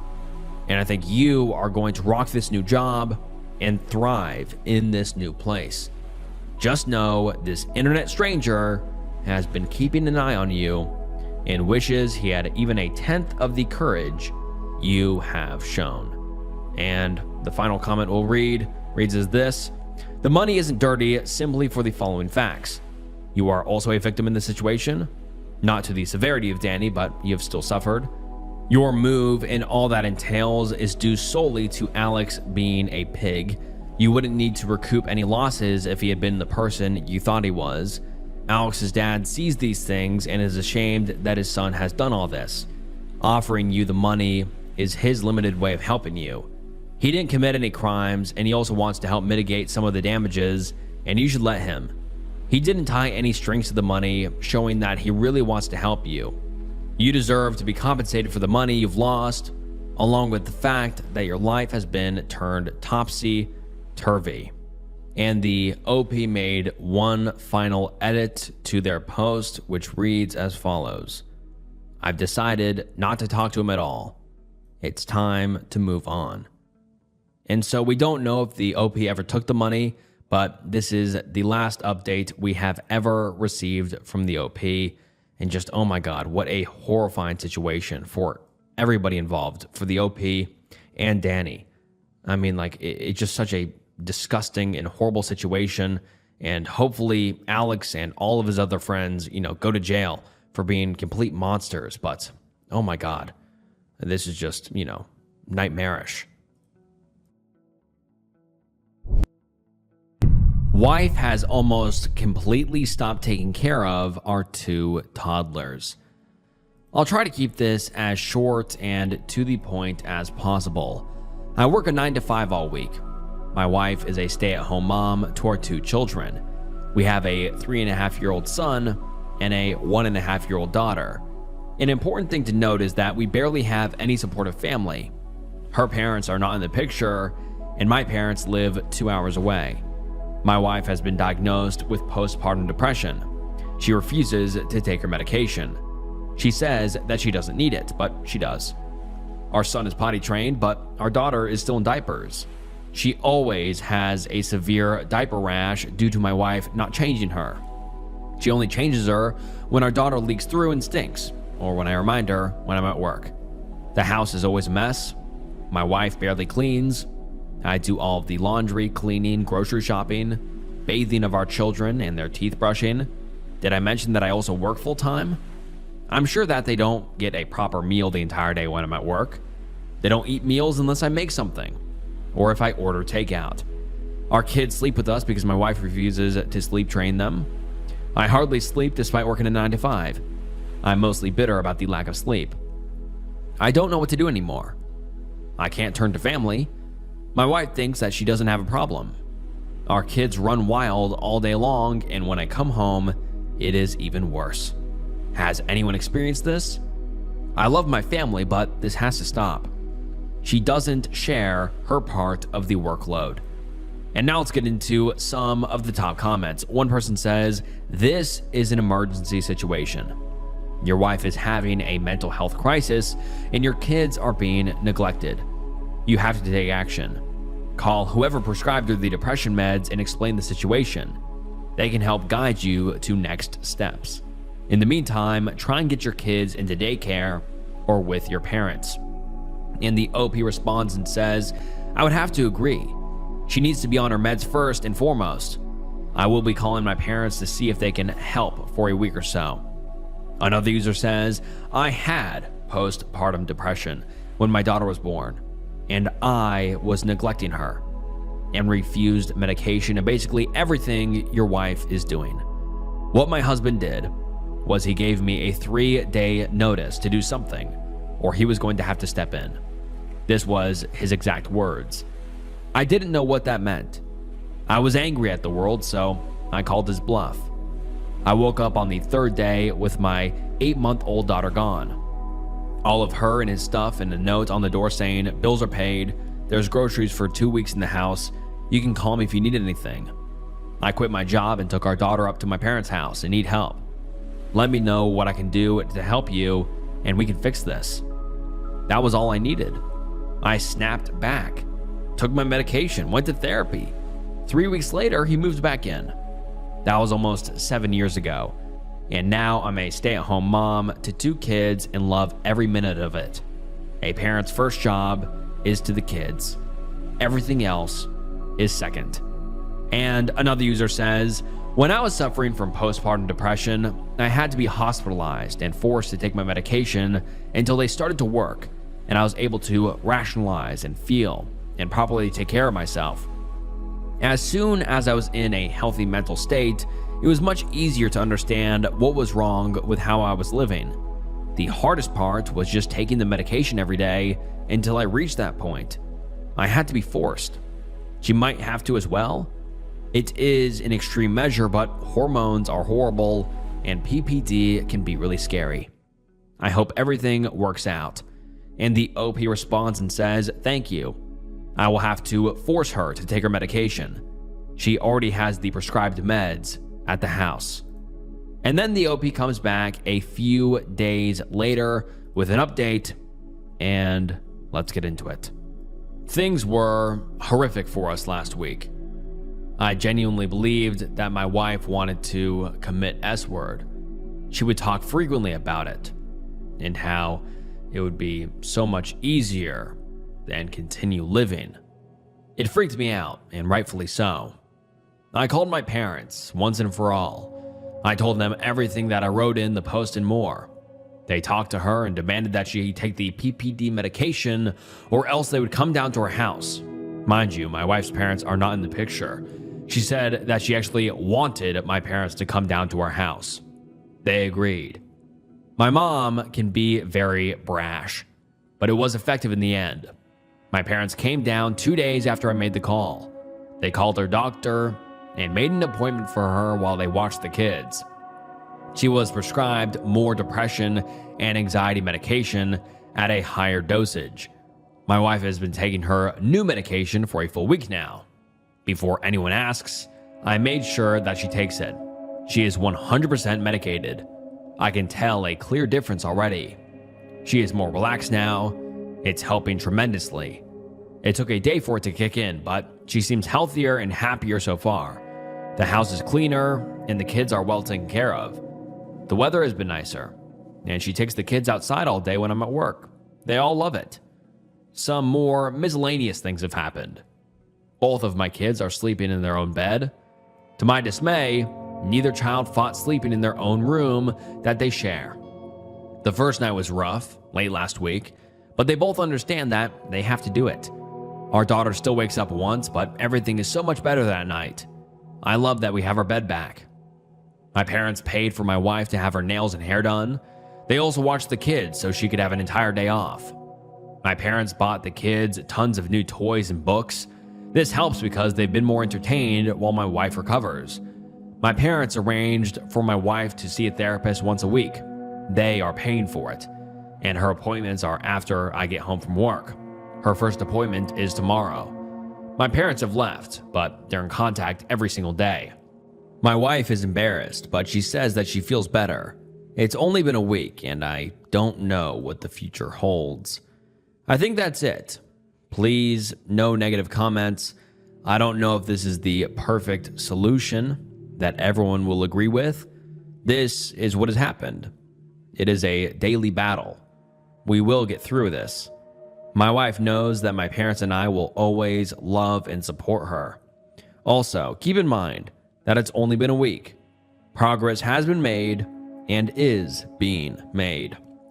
Edited to add. I'm pretty sure the comments were just locked on this post, so I can't respond anymore. Thank you so much to everyone.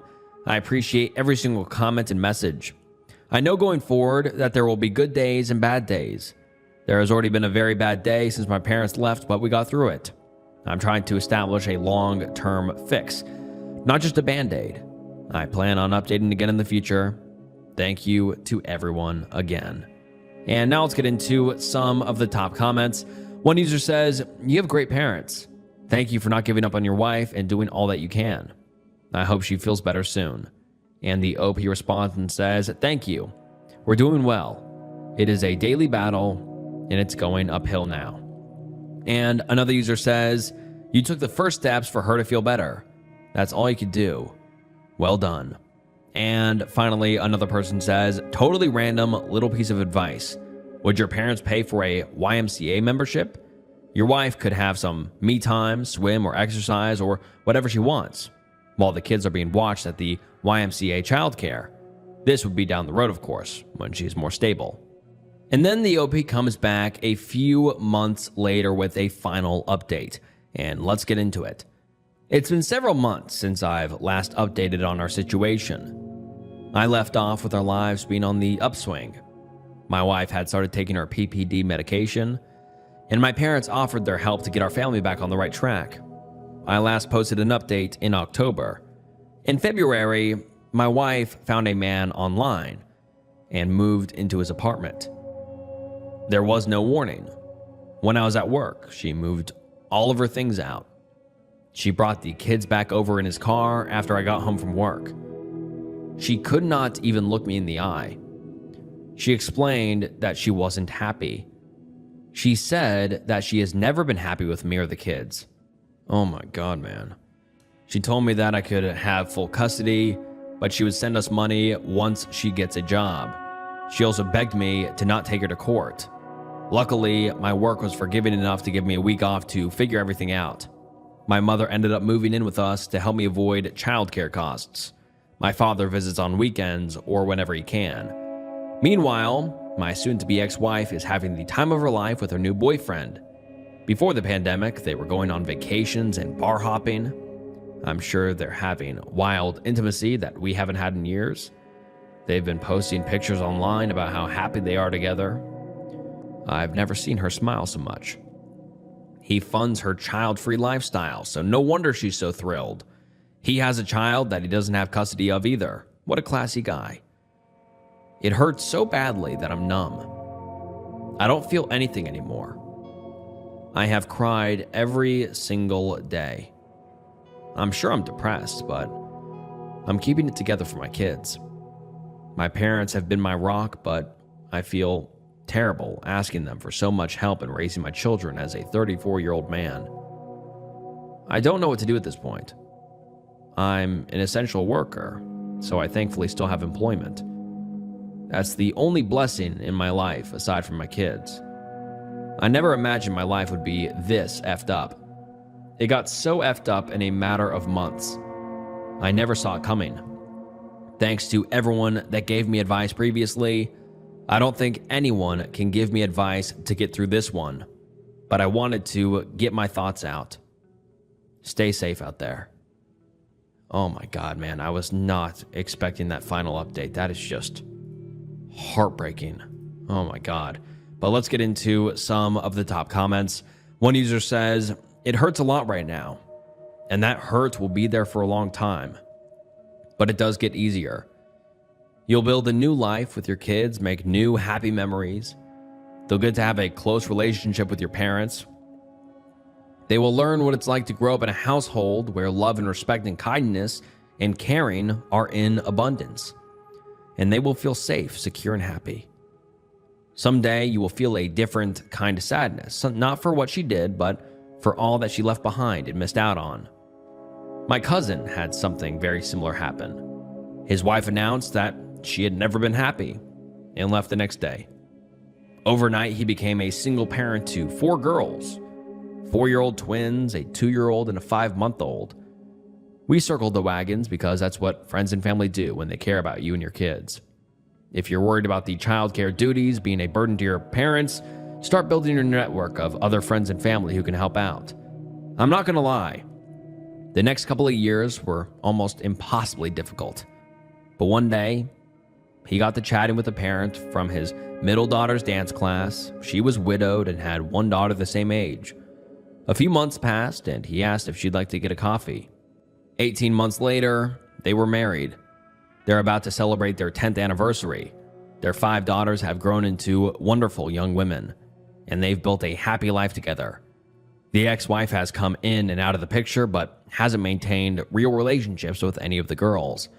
And all my cousin can say is how sad it is that she'll never know what she missed. Good luck.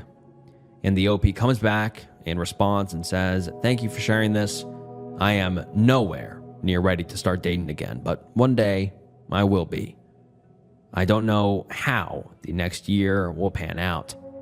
Another user says, "Definitely get a lawyer before she backs up on her word. I've been through a similar situation, without kids involved though. And I can tell you now that she has shown her true colors and you're way better off without. Of course, it will take time to get over it, but you will get through this." Another user says, "Oh my goodness, this is terrible. You need to get an attorney ASAP for 2 reasons. Number 1, you need to file for full custody before the guilt sets in and she wants to see her kids more. You would not believe how these situations can 180, and all of a sudden you are losing primary custody and you are paying child support. In most states, the family law courts strongly favor women, almost blindly. Number 2, you should go ahead and file for child support even if she cannot pay. That way she can start racking up the back child support for when she gets the job. She is garbage. You deserve so much better." And the OP comes back and responds and says, "My parents are pushing me to get a divorce lawyer. We're worried that she'll come back and try to do damage control." And finally, another person says, "Getting a lawyer doesn't mean you have to go to court. You can work with a mediator and come up with a parenting plan. Have the lawyer write it up, legally binding. You can have custody without court. From experience, court is lengthy, scary of course. Whatever will work for you. I wish you the best of luck."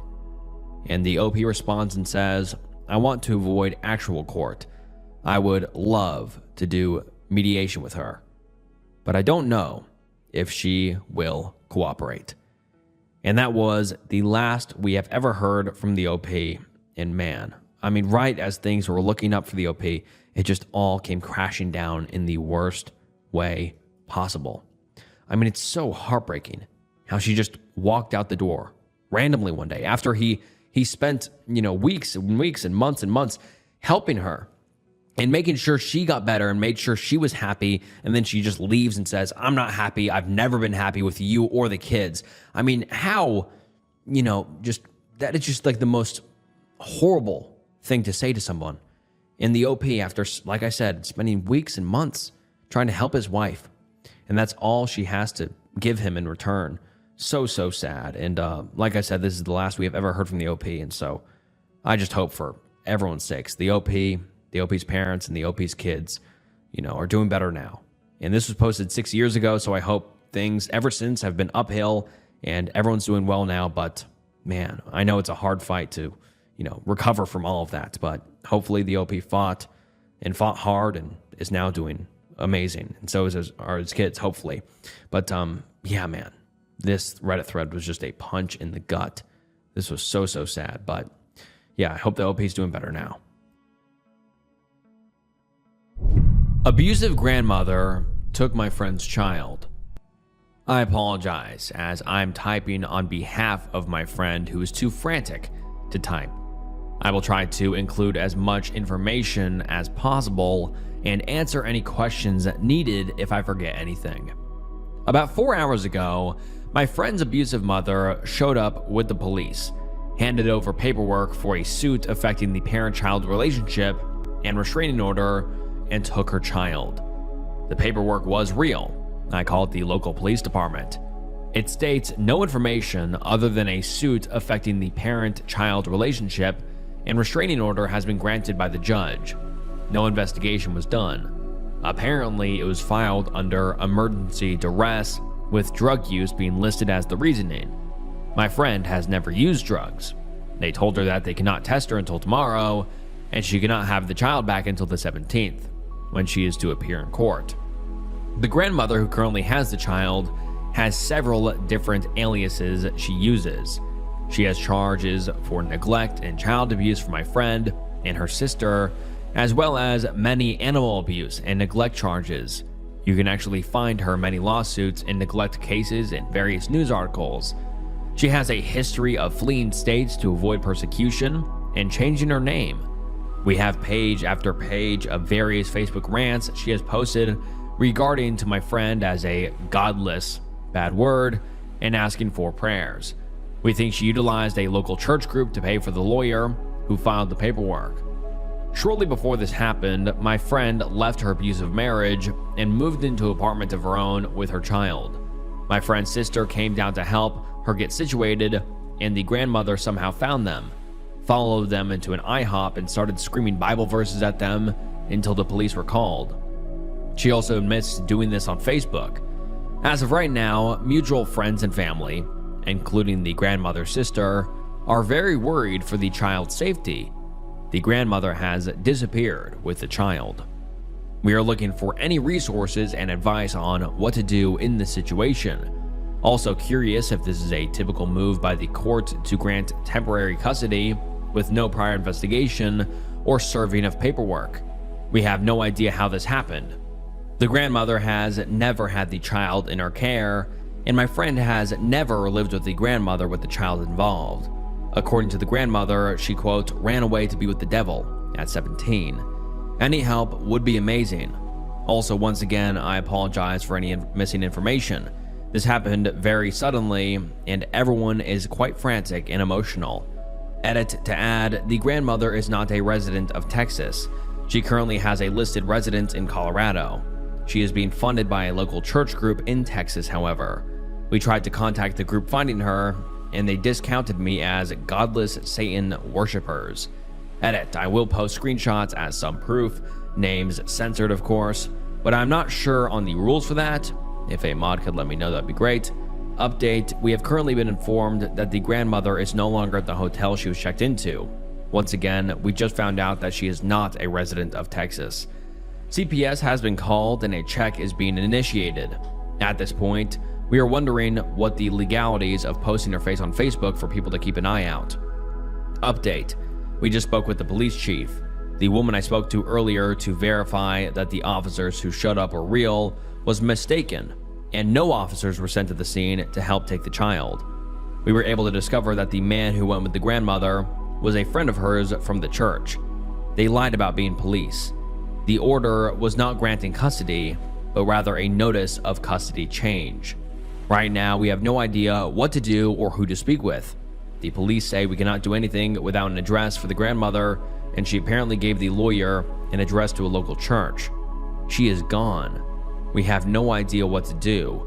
Police are being no help and telling us that they cannot do anything without information. Update number 2. The police officer basically treated my friend like she was a lunatic and told us there was nothing we could do. He wouldn't let us speak, and as he spoke to her, she became more and more emotional to the point that he asked her if, quote, she needed him to take her to the hospital if she felt unsafe. We are lost. Thank you for everyone for your help so far. Update number 3. We are calling the local FBI field offices now. We have more information that we are not going to post publicly at this point. Thank you to the person who gave me the numbers to call. Probably radio silence from this point forward until we have word of an Amber Alert or something along those lines. Update number 4. Thank you to everyone for the help. Our last update for the night is that I looked over the paperwork that she served to my friend. It is not completely filled out. There looks to be a blank template page in it, and it is stamped with copy on the top. The grandmother used the ex-husband whom my friend was trying to escape to get evidence of abuse in the household. The ex-husband is now working with us to try and get the baby back, and none of the local law enforcement is helping. We don't know why, other than they keep using the excuse that this is a civil legal matter and can't be involved. My friend is tired. She sounds empty and lost. Once again, we have a ton of proof that this is real and will provide it to moderators if need be. It sounds so insane, but I promise it is really happening. A church helped an abusive woman abduct her grandchild and, in the last 10 hours, has by all accounts disappeared. We don't really know what to do at this point, but we can make a ton of calls tomorrow morning in ASAP. If anyone has any more information on resources or anything, please let us know. Update number 5, no word from my friend this morning. We will be going around to lawyers as soon as they open today if things did not change for her last I spoke with her. The last I heard, an officer from a different police branch was sent to investigate the claims for abduction. I'm sorry I can't give much more information than that as this time, but we'll post another thread when we can get some clear answers. Final update until we speak to the lawyer. We finally received word from the police that the grandmother did give them an address. This address is several years old and was the address for an old horse farm she used to be affiliated with. It no longer even has a house on it. They did not check the address and apparently will not check the address. We were informed that this is a matter for the courts, so we are just going to do that. We have given word to the state bar about the lawyer involved, and they are looking into it. The judge has given us confirmation that the paperwork filed was not served and was not an order granting temporary custody. The paperwork filed was a motion for a hearing for temporary custody to be heard in court on the 17th. We were basically hinted at that a lawyer specializing in lawsuits may be in order. And then we get an update the next day, and let's get into it. The post got muddled, and this will most likely be my last update for a bit, as this is now an active case. My friend was able to speak with a lawyer. We are currently gathering funds from friends and family for the retaining fee, but we are covered in terms of gaining legal help. I'm going to put what we know, officially, in bullet points to keep it shorter and concise. And let's get into those bullet points. They read, my friend technically gave the baby over of her own free will, despite being manipulated to do so, which is an explanation as to why the police and other authority figures have not responded accordingly. They basically chalk this up as a civil matter and will only do further action on a legal request. A lawyer has been retained and has taken the case. We were informed that the paperwork we are given is technically legal, but was not what the grandmother stated it was. The judge should have also never allowed the paperwork to be filed in the first place. The grandmother gave falsified information in the documents and to the police, including her address and location. We do not currently know her or the child's whereabouts. The grandmother is being helped financially and possibly in other ways by a rather large church organization who is known for this kind of stuff. They are incredibly radical in their faith. We cannot talk to them and have been advised to steer clear of them entirely. Think more extremist type people. We are fighting against a legion. The lawyer is going to be doing all that he can legally to get the baby back. I will only update once we have the child back in custody or an official alert has been issued. No further investigation or information will be shared. We are still open to support, kind words, prayers, or whatever. We just cannot share much more details about what has happened now that the lawyer is involved. We want to thank everyone who has helped from the bottom of our hearts. The fact that this can really happen is horrifying, and we hope that this gets resolved, and this can help anyone who may have this happen to them in the future. And now let's get into some of the top comments. One user says, surely she didn't give the child over of her own free will. If there were men impersonating police officers and telling her that the documents they were giving her were enforceable. Thanks for keeping us posted, OP. Thinking about you, your friend, and that poor baby.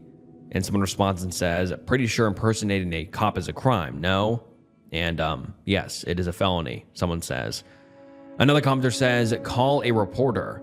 The police will change their tune really fast once they are dealing with an investigative journalist who keeps asking them why they aren't investigating an abduction. A parent can revoke permission of anyone having their kid, even if it was originally a free will kind of thing, which it was not. Someone refusing to give back your child and fleeing has abducted them. Put the cops' feet to the fire through a reporter. This is insane. And another commenter says, it has been previously ruled that a statement made under duress from police, or in this case, impersonated police, is not freely given. If she honestly thought she was going to be arrested if she didn't hand over the child, that is not of her own free will. I hope the grandmother and everyone else involved in supporting her is found, arrested, charged, tried, and convicted, and that the baby is soon home with its mother. Also, while the police may have been behaving legally in their actions, there is no way they were behaving ethically. Their job is to help people, not say, it's not my problem, you're crazy. And someone else says, I hadn't thought of it until this post, but what does your congressman have to say about this? I've seen a fair number of testimonies from Reddit who called up the congressperson for one reason or another. It really helped move the situation along. In Texas, I can't imagine a representative would think too highly of wacky and fraudulent government overstepping that led to a mother losing her child. Now that there's a lawyer involved, maybe you guys can see if they think it's a good idea. If so, maybe some power-abusing heads will roll. And then the OP comes back the same day with another update that reads as follows. This will be short. It will not have a ton of information, but I want to post to at least let people know that the baby is alive. The grandmother has been seen. This has been confirmed. I want to make it clear that she has left and has been confirmed seen. The baby has been confirmed to be alive. We have a lawyer. We are currently taking all necessary steps. I must be very clear that I cannot divulge too much information at this time over public channels. The baby is alive. Grandmother has taken him. Many people are on this situation right now. Thank you so much for all your support and help. We cannot thank you enough. Right now, we fight. Edit to add, we have things under control and being taken care of by the property authorities. No Amber Alert is issued at this time for a reason. Nothing personal is to be shared publicly until we have a permission to do so. We have to be careful that she does not get spooked. Thank you, everyone. And then the OP comes back about a week later with another update, and let's get into it. I've gotten quite a few messages, so I'm going to update with the little I can. There was a hearing today. Grandmother still has the baby. She did show up to court. Court ended for the day and will reconvene tomorrow. I cannot put any details of the hearing or anything along those lines up yet, as much as I want to feed the drama llamas with enough feed to fill them for a year. I also have been asked to not divulge any details in PM for now. We are all kind of in a limbo right now, so we just ask for good thoughts and happy vibes. Thanks everyone for the continued support and care. Once all is said and done, we shall anoint our lovely god warrior with a nickname just for brevity's sake. And then the OP comes back the next day with a final update. And let's get into it. I'm waiting on confirmation of what kind of extras I can post, so this isn't going to be as detailed as I wanted it to be. When I know the rules on censored screenshots and stuff like that, oh man, I'll be posting the epic tale of God Warrior kidnapping Grandma, the picture book. Until then, here is a smaller update and happy ending. We won. We won. The baby is back with his mother, and GWK Grandma has been sent packing back to Colorado, where a warrant for animal abuse awaits her. Not related to this case, but still hilarious. The hearing was absolutely insane. The wicked stepchild of Judge Judy and a televangelist, GWK Grandma, actually yelled, "Praise Jesus," and jumped out of her seat whenever something went her way. Her lawyer tried just about everything he could do to win. He tried claiming we faked the drug tests. There were 3 different types that my friend had done by an accredited office. He told the judge that my friend's witnesses should not be able to testify because they are Satanists and practice intimacy rituals. I wish I was making this up. He actually said that the testimony of Grandma's eldest daughter shouldn't be taken into account because she is a polygamist and her father is transgender. The eye roll the judge made at this was beyond epic. It was just ridiculous. My friend was gorgeous. She wore an amazing little blazer and looked absolutely angelic. I'm so proud of her. The entire support crew that showed up for her was so well-mannered and nice. It was just fantastic. Grandma actually showed up to court on the first day with the baby completely soaked through his diaper. Everything. In a horrible diaper rash, and tried to blame it on my friend. She actually told the judge she didn't have enough money, that my friend didn't give her enough diapers, and my friend was failing as a parent for not having this 9-month-old baby potty trained already. Okay. During the break, our side went and got him fresh diapers and took care of his poor body and sent her with a 48-pack because she gets to keep them overnight. Don't ask me why, I wish I knew. She showed up the next day with the baby still in the same dirty clothes, another soaked diapers, and no extra diapers. We all wonder what she was doing, but considering she posted at least 4 posts every 5 minutes on her Facebook all the way up until the moment of the trial, I can imagine she was doing that. Either way, this is over. Restraining orders are being handed out like candy. She threatened us sort of by saying evil people will die and know the Lord soon or whatever, and she's going to be in jail soon. My friend just wants to never hear about or from her again, so she's leaving it at that. The judge admitted he made mistakes in this case. The lawyer had supposedly given him several good reasons or whatever to cause him to act as he did, but he still admits he should have looked further into the situation. As for the lawyer, kind of tried to talk my friend into reporting him.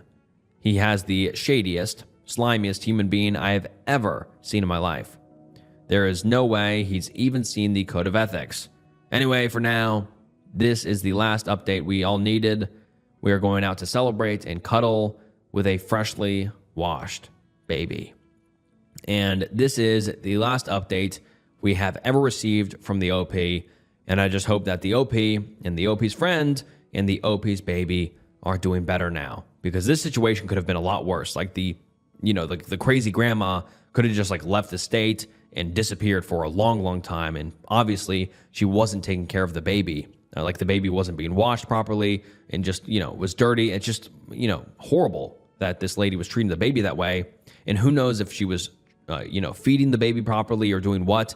But, I think this went as good as it possibly could have been, because like I said, this lady could have left state lines, disappeared somewhere, and possibly, hurt the poor child, or, didn't take proper care of it and then it got sick or something like that. And so I think this went, very well considering the circumstances, but still unbelievably scary. I can't imagine how scary it would be in the OP's or the OP's friend's position to not know your baby is and know that your baby is with a, crazy woman who's doing God knows what.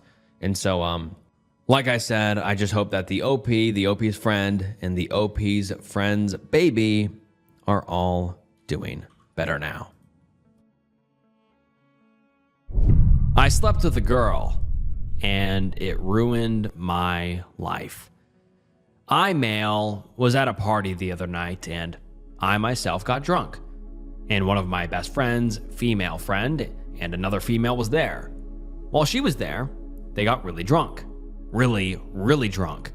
To the point she passed out and vomited on me while I was trying to take care of her, but at some point I left her with some friends to go and drink some more because I was still sad about other things and needed the break.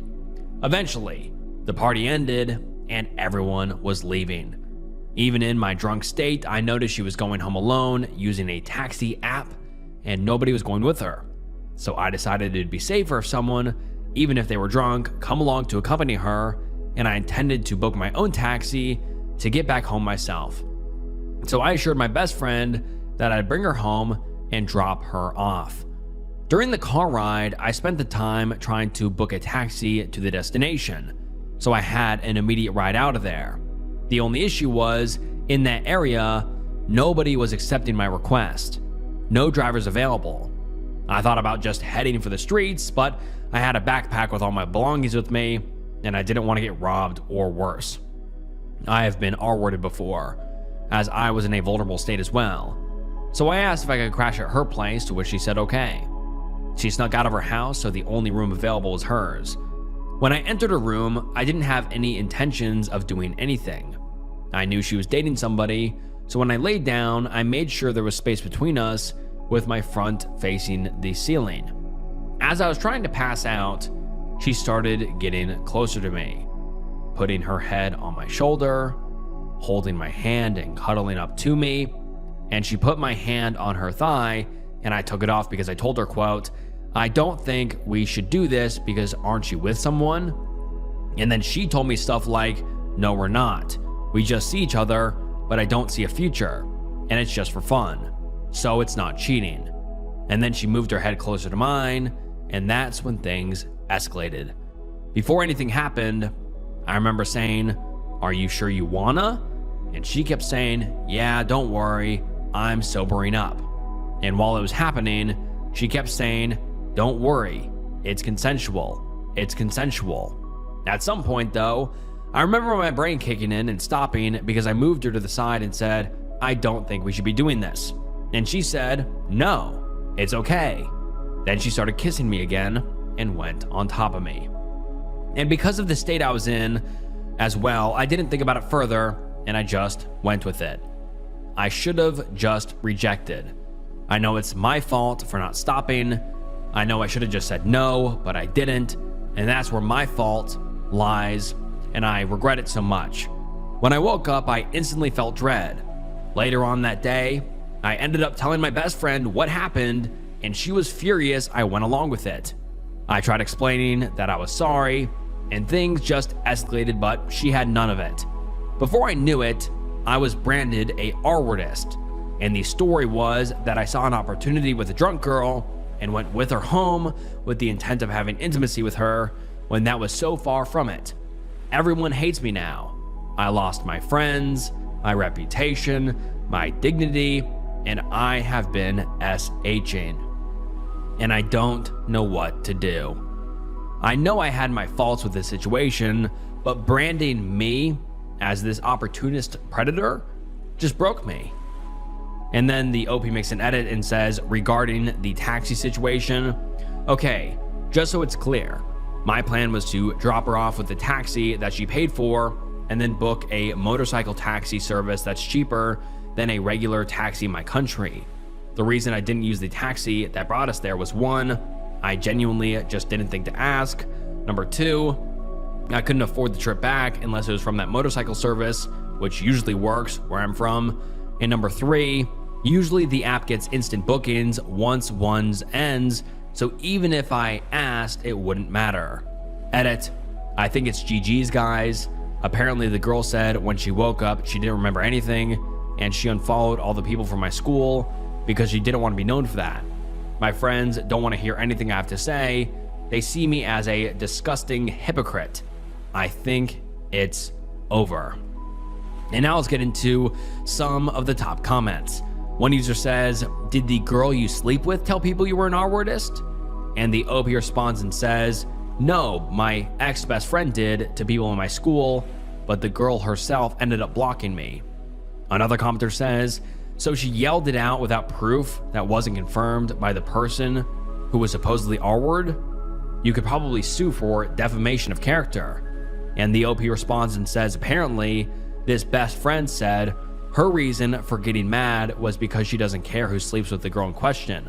The girl just has a habit of doing stuff while drunk and regretting and staying quiet about it later, which is why I feel so crappy and I should have said no. But in the heat of it all, I didn't. But the fact I'm being called a predator for this is tearing me apart. And someone asked how old the OP is and how old the girl is. And the OP says just turned 18 and she also is 18. And another commenter says, you know you could tell your side of the story, right? If she was able to do that to you, then she was aware of what she was doing. And the OP says, I've been blocked by this best friend and she's already telling everyone about what happened. I'm already being ostracized by my close friends, and the ones that do want to talk don't wish to be seen hanging out with me and just stay silent in my defense. People are already making their assumptions, and whatever I say, people will just think I'm lying. Another commenter says, couldn't the taxi you were already in bring you home? That whole story is weird. And the OP says, it's an app-based taxi. They usually have queues lined up, and even if they didn't, I was too out of it to ask. And the OP was severely downvoted here. And someone asked the OP why he couldn't just sleep on the couch. And the OP says, like I said, she snuck out of the house, so the only room available was her tiny bedroom. Believe me, if I had any other room, I would have chose that. And then another commenter says, why couldn't you use the taxi we're already in? Why didn't you sleep on the floor and away from her? If you were so worried, why did you even agree to go home with a girl who snuck out of the house? None of this adds up. And the OP responds and says, okay, for context, in my country, I had the equivalent of about $20 on me. My plan was to drop her off and take a motorcycle taxi service about $2 to have enough money for a cheap hotel, where I originally intended to stay for the night for about $15. If I took the same taxi, It would have made me pay about $10, which I couldn't afford. Her room was too cramped. It was the size of a closet. I didn't intend to stay with her that night. I just went with her because I figured it's safer that way, that there's two people. And then we don't hear from the OP for a very long time, but 2 years later, we finally get an update, which is titled, "The girl who accused me of R-wording her apologized 2 years later." And let's get into it. I've been wanting to let this out for a while, so here it goes. Around 2 years ago, I made a post on a now deleted account titled, "I slept with a girl and it ruined my life," which you can still find. Context, in essence, me and this girl were both drunk and I tried helping her get home safely after a party and ended up staying in a room because I couldn't find a ride. I'm from SEA and we have motorcycle taxi apps, which means Southeast Asia. While lying in bed, she kept initiating physical contact and repeatedly reassured me it was consensual and her boyfriend at the time just being a casual partner. We eventually started having intimacy, and at some point, I moved her off of me and told her we should stop, to which she just got back on top of me, and ultimately, I went along and it passed out. She then woke me up to tell me it was time to go and kicked me out, all of which led me to feeling regret throughout the day. I eventually told my best friend about the situation, which escalated into me being accused of taking advantage of the girl because she didn't want to be labeled as a cheating girl. And I was labeled a R-wordist by everyone. I didn't get a chance to defend myself, as before I knew it, I was blocked before I had a chance to say anything.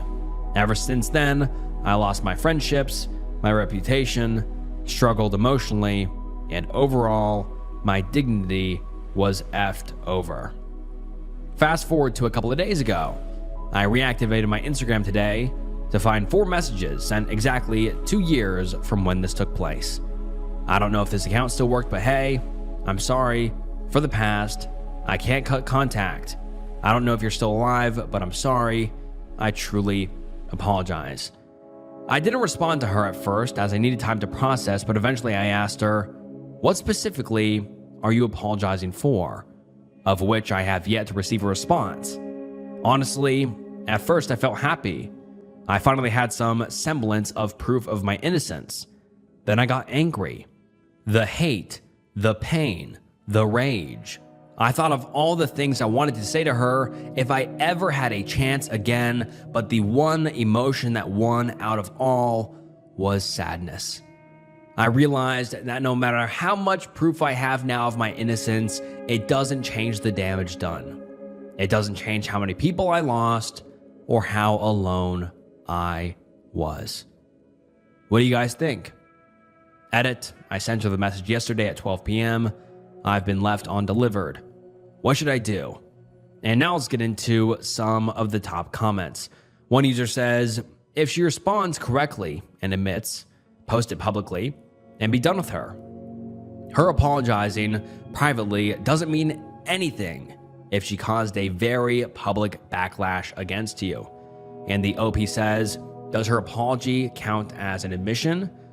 Another commenter says, never forgive and never forget. And the OP responds and says, I usually keep my Instagram deactivated, but I've left it activated in case she responds. Should I even be expecting a response?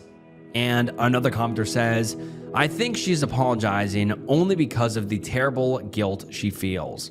Maybe she seeks forgiveness so she can heal from the regret of having done something so terrible, but you have been through more than enough already. Take the apology and stay silent. Let this haunt her for the rest of her life. You should not engage with her at all, and do not give her any access to information about you, your life, your emotional state, how you were affected by her lies. Do not even trust that this is a sincere apology.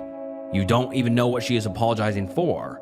She was super vague because she knows better than to admit to perpetuating a crime against you. Don't believe this is real. For all you know, she may have an ulterior motive, trying to get you to admit to something she can use to support her earlier lies. Do not discuss that night with her or any details of the events that happened. Do not give her any ammunition that could be used against you. Even innocent remarks can be twisted. Keep copies of her messages. Try to get on with your life with your head held high. You did nothing wrong. You may want to call a criminal defense lawyer also to seek advice about interacting with her. There is a lot that could go wrong for you by engaging with her. And the OP just simply says, fair assessment. And then another commenter says, it really seems like, based off this account, that she SA'd you more than the other way around. I mean, you tried to stop it, and she just got back to doing it. Ridiculous that two people can drink and hook up, and even if there's no saying or sign of her wanting to stop or not do it, the girl later can do whatever reason and cry foul, and the guy is the only one that get in trouble. And the OP says, funnily enough, the people who I've told this story to have said the same thing. As disgusting as that sounds, I'll take it on the chin. I just wish she didn't have to spread things about me. And this was the last post we have ever received from the OP. And hey guys, quick interruption. I hope you're enjoying today's Reddit threads, but I just want to let you guys know that you can watch next week's videos right now on Patreon. Every upload is available early, completely ad-free, so you never have to wait for the next upload for just $5 a month. If you'd like to check it out, the link is in the description and the pinned comment. Now, let's get back into some Reddit threads. Husband's browser history destroyed me. For context, I am Alexis, female 36, and Zachary is 40 male. We have been married 8 years. We are incredibly happy. Don't get me wrong, we have had a lot of hurdles, infertility, have 3 wonderful kids now, and I had breast cancer, 2019, chemo, and radiation and multiple surgeries since. But we've gone through some of the toughest things together. Our connection is rare. Everyone always says to me, you guys are the real deal. That love is rare. I married my best friend, my ride or die. It was effortless to be together. We are in sync. We rarely fight. If we do, they are more spats about who is getting up with the kids or emptying the dishwasher. Nothing big. Ever. I've shared all of me with Zachary. I am a see-through person. I don't hide anything. On Tuesday this week, I awoke with our kids and Zachary got to sleep in. He had left his phone downstairs, and I looked through it. I checked his browsing history and found him looking up freaky spa massage parlors. The date coinciding when he was in New York for a week in August. I didn't think much of it, but thought I'll bring it up when he wakes up. I honestly thought he would have some story or some excuse as to why that was on his phone. I brought it up to him, and I knew by the look on his face something had happened. He told me he did it. He explained what it was, how effing stupid he is, how he is broken. In that moment, I felt like I broke. This man who is my home, my world, paid to have another woman give him, an HJ.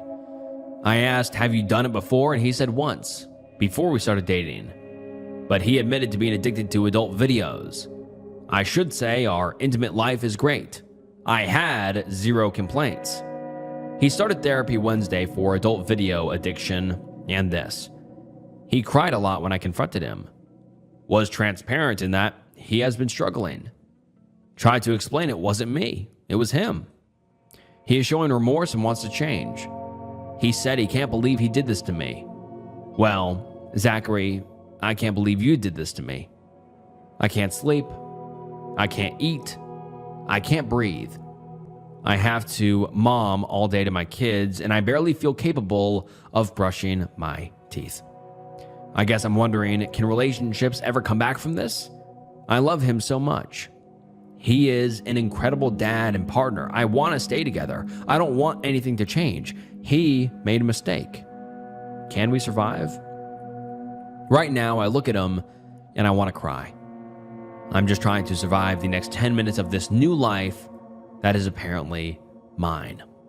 And now let's get into some of the top comments. One user says, any direction you go from here is not going to be easy. I'm so sorry you are hurt, and I hope you're able to heal from this over time.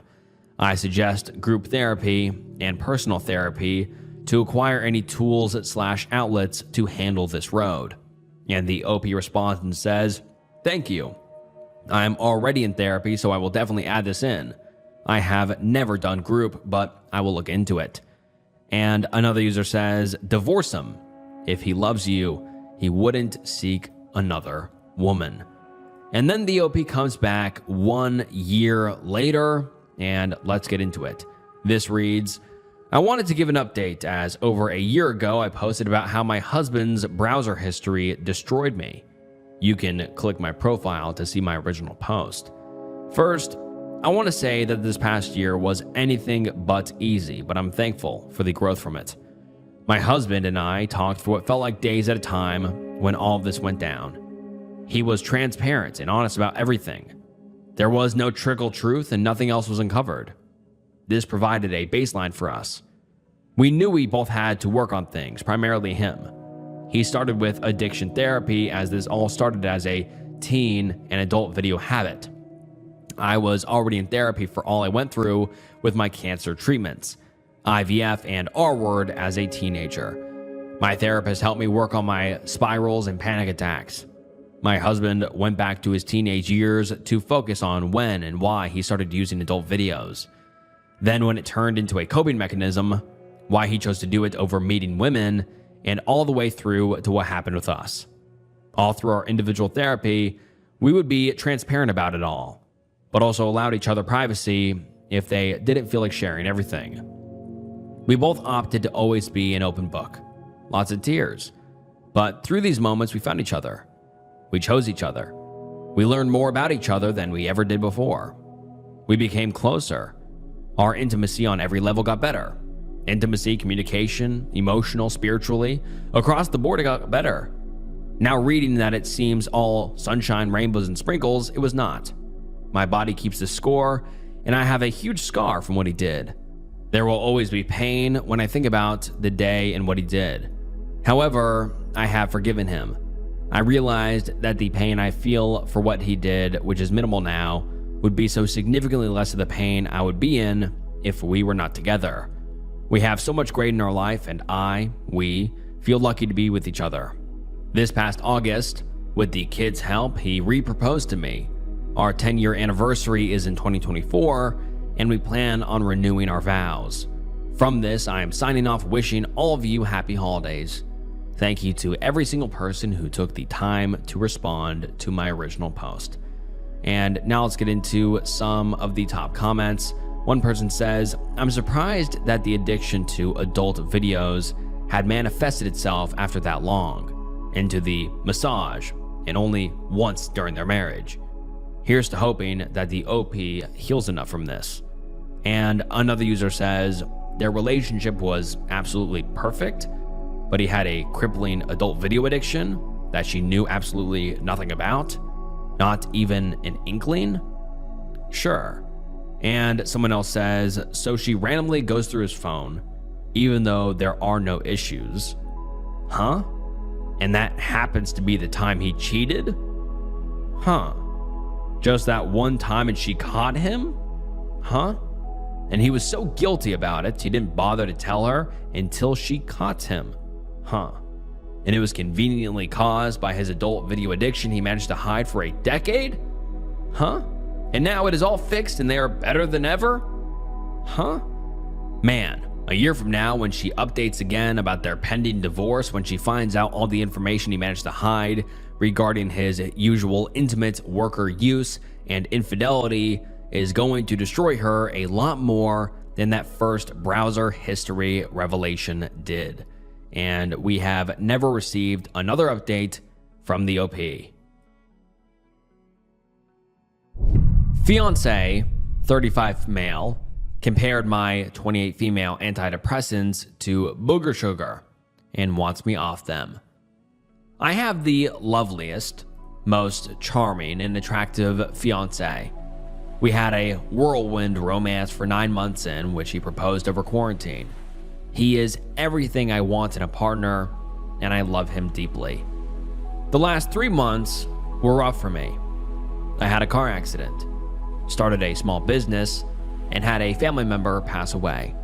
My fiance and I weren't getting along because I was stressed, crying, and had to enter serious therapy to deal with the effects of the accident. I was unhealthily dependent on my fiance and would call him nightly, just sobbing my eyes out. I started taking a low dose of antidepressants. Finally, I'm not fixated on the accident. I'm happy and go lucky. I'm back swimming again, my favorite activity. Calling friends, and my business is doing well. I admit I have less time for my fiance. I am much less needy.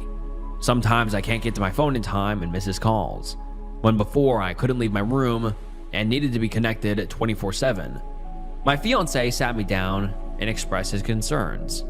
He told me he loves me, but he's noticed a change in personality. He said he spoke with a few doctors, and antidepressants can even be compared to booger sugar, and that I could be doing lasting damage to myself. He said, I can support you through all the pain and the messiness.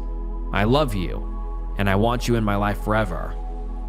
He said I should call my doctor and request to come off. I kind of balked, and he didn't take it well. He requested that I at least respond to his messages in a reasonable time, that he knows me well, and this new personality isn't the real me, and I'm moving too much. I'm kind of concerned with other behavior from my fiance. He wants me to wear baggier clothes to the gym and wants to be involved in every decision I make. When it comes to meeting new clients, he wants to know who they are, otherwise he says it seems shady. I have a possible contract that would take me out of town, and he expressed concern, telling me I need to stay close to family. I love him, but every conversation turns into him telling me that I have to work harder so he can trust me. Besides counseling, what else can I do? Edit, just want to say I have no plans of getting off my medication. It is non-negotiable. And now let's get into some of the top comments. One person says, please do not marry this man. I won't say break up with him because it sounds like you're nowhere near ready to consider doing that, but please just hold off on marriage for the time being. You seem like you've got a pretty good head on your shoulders, and like you recognize these red flags for what they are. At the very least, would you consider going to therapy with him or taking him to see your doctor? The most charitable explanation here is that he doesn't understand antidepressants. So maybe speaking to a professional about it. I don't know what the hell kind of doctor he was talking to before, but it sounds like some major BS to me would help. Also, congratulations on digging yourself out of the emotional hole that can come after a traumatic event. That's not easy, and you should be proud of yourself for using the tools you needed to. And the OP responds and says, thank you so much for the lovely response. It means a lot. I suggested 5 months of pre-marital counseling because I want to make sure we are on the same page. He is hesitant but willing to make it work. I asked him to seek therapy on his own, and he said it's a possibility, so I have to take my time and see. Another commenter says, do not come off medication. Do not give him access to your medication. He will tamper with it. I'm not joking. He is lying about speaking to a few psychiatrists and antidepressants being like booger sugar. He wants you off them so that you are dependent on him again. This man wants to control you. That's what he's interested in. Why wouldn't he be happy that you're doing so well? Your whirlwind romance started with love bombing, and now he's panicking because you're happy and less dependent on him. Keep an eye on your medication at all times. He does not love you. He wants control over you. And the OP responds and says, I was a sobbing mess off my medication. It was not stable. He's been testing me lately, and I'm not as reactive. I just don't understand why someone would want that. It doesn't make for a healthy relationship. And someone responds and says, he doesn't want a healthy relationship. He started with love bombing, and now it's on to control. This is also textbook abuse early warning signs. You might as well be writing a horror movie script. And someone responds again and says, I can't be the only one thinking this. She has an accident 6 months into this relationship with this guy who seems like he wants to control her through his own care, like he knows better than any professional. Is it just me? I'm skeptical of this accident, especially because he's upset. She's thriving so well after it. And another commenter says, he's been testing you? What does that mean? Look, you are doing incredibly hard work and doing well, coming off incredibly hard things. This guy sounds like he wants to keep you suffering, so you're dependent on him, so he can be your savior, so he can keep control of you. You've known him less than a year, and he's telling you that he knows your real personality. Have you talked about him to your therapist and about what he's doing and saying? And the OP responds and says, he said that I sound too happy and that I must be dating someone else. As I said in another comment, my medication helped me shrug it off, where previously I would have become upset, cried, or pleaded with him. I have spoken with my therapist, and she advised me to proceed with caution. And another commenter says, that's because your therapist is highly trained and can see the signs of this abusive, controlling, unhealthy situation you're in. Let me guess, your fiance doesn't think you really need a therapist, right? That he alone can help you through everything? You need to take a huge step back in this relationship so that you can recognize the patterns of abuse. Don't get married and don't stop taking your meds. And the OP responds and says, yes, he said I could come to him before the doctor. And then one person asked, how long into the relationship did the fiance propose to the OP? And the OP says, he proposed at 3 months, but I want a long engagement. And another commenter says, red flags of coercive control here. He likes you dependent on him. I am positive he did not find a few doctors who said antidepressants are like booger sugar and can lead to brain damage. This statement would be laughable if he wasn't so obviously trying to control you. Lovely, charming, and attentive is how these types usually start out. It's called love bombing. Start being strong and independent, refusing to play his games, and see how long that lasts though. Proceed carefully because I've seen this turn ugly. And then someone replies and says, there's actually a name for the tactic that some abusive partners use to control the other partner's mental health, including their mental health medication. It's called mental health coercion. The National Domestic Violence Hotline did a national survey on it a couple of years ago, and many callers reported various forms of it. Partners hiding their medications, demanding they do not use medication, impeding their access to therapy, gaslighting them, telling them they deserve to be abused because they had depression or anxiety, etc. Substance use coercion is similar and is also a type of domestic abuse. And the OP responds and says, are you serious? I'm at a loss for words. My fiance isn't at the point that he's hiding medication, but he told me he is extremely concerned and would advise me even if he was just my friend. He believes I need to face my problems and that he could help me work through them, as if he could be my coach. It's a very weird situation where he likes me being his little project. But the truth is, I'm doing a lot better. I have healed and grown. I guess it is a way to be controlling.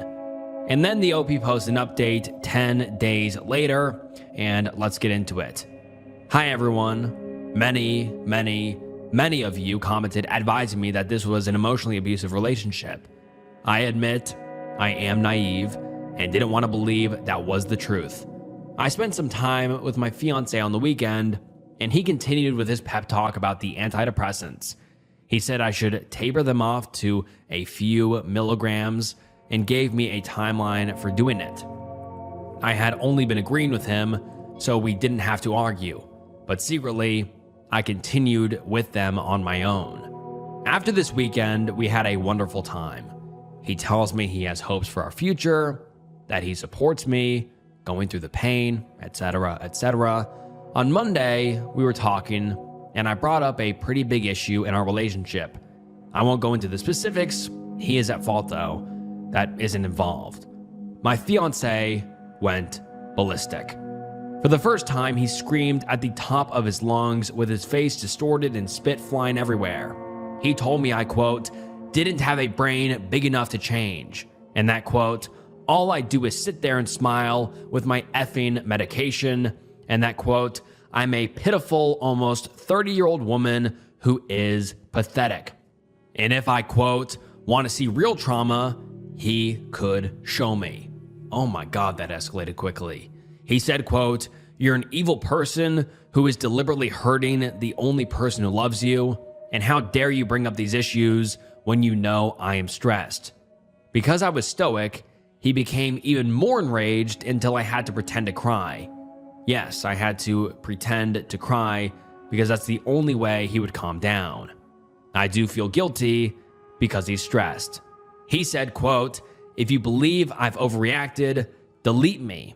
But if you want to listen with your heart and put everything on the line and be a ride or die team, I'll come to your place tomorrow. Suddenly he told me, quote, something has come up, let's talk in a week. And he has completely disappeared / gone offline. Because he was screaming at me in front of my family members, I think he may be committed to a psych ward. I don't know. I finally found the courage to just block him immediately. It hurts like hell, but it's the only way. And now let's get into some of the top comments. One user says, I have to tell you, it is very unusual to conclude that because someone shouted they have been committed to a psych ward. That is just a really dramatic notion. Why didn't the family members present intervene when he was screaming and spitting at you? And the OP responds and says, it's not because of the screaming. It's because of his unusual / manic behavior that's become increasingly worse the past 4 weeks. He is hearing and seeing things that aren't happening. He was telling me I was evil and that I had to wake up. There are many other things I did not include in this. Another commenter says, sounds like bipolar psychosis, which is no joke. How absolutely ironic that he'd be screaming about you being evil and stupid for treating depression while he's having a breakdown. You deserve to be in a healthy relationship with someone empathetic. He's not it. And the OP responds and says, let me tell you, it is absolute hell. And someone says that the OP has been brainwashed by the fiance, and the OP says, I am beyond brainwashed. He calls me every day for 40 minutes to 1 hour to tell me everything that's wrong with me and that needs to be changed. Over time, I've started to believe it. I've lost myself. Another commenter says, I think he said something came up and went silent because he is trying to still manipulate you. If he is unavailable, then you are supposed to be trying to get a hold of him and chasing him. I'm so glad you didn't. Keep him blocked because eventually he will be coming back and trying to love bomb you again.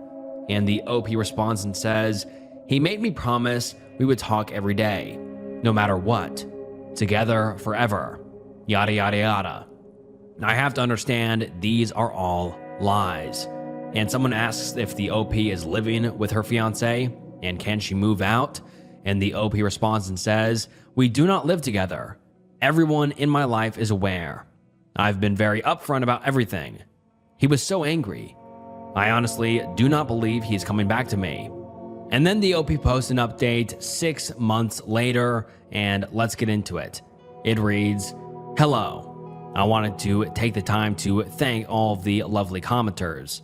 It was hard to hear and understand at the time, but you really helped me see how effed up that situation was. Thank you for all the resources, which I had to read over and over in order to try to understand.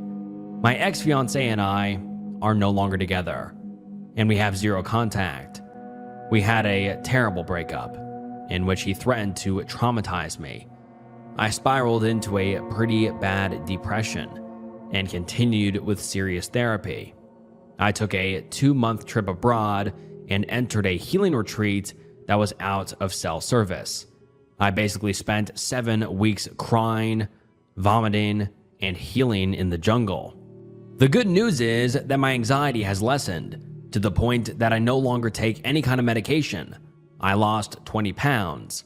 I bought a new apartment, started a new job, and slowly started dating someone new. I made a lot of new friends, and I'm actually allowed to see them now. My new guy is about 100 times better, and has never tried to control me in any way.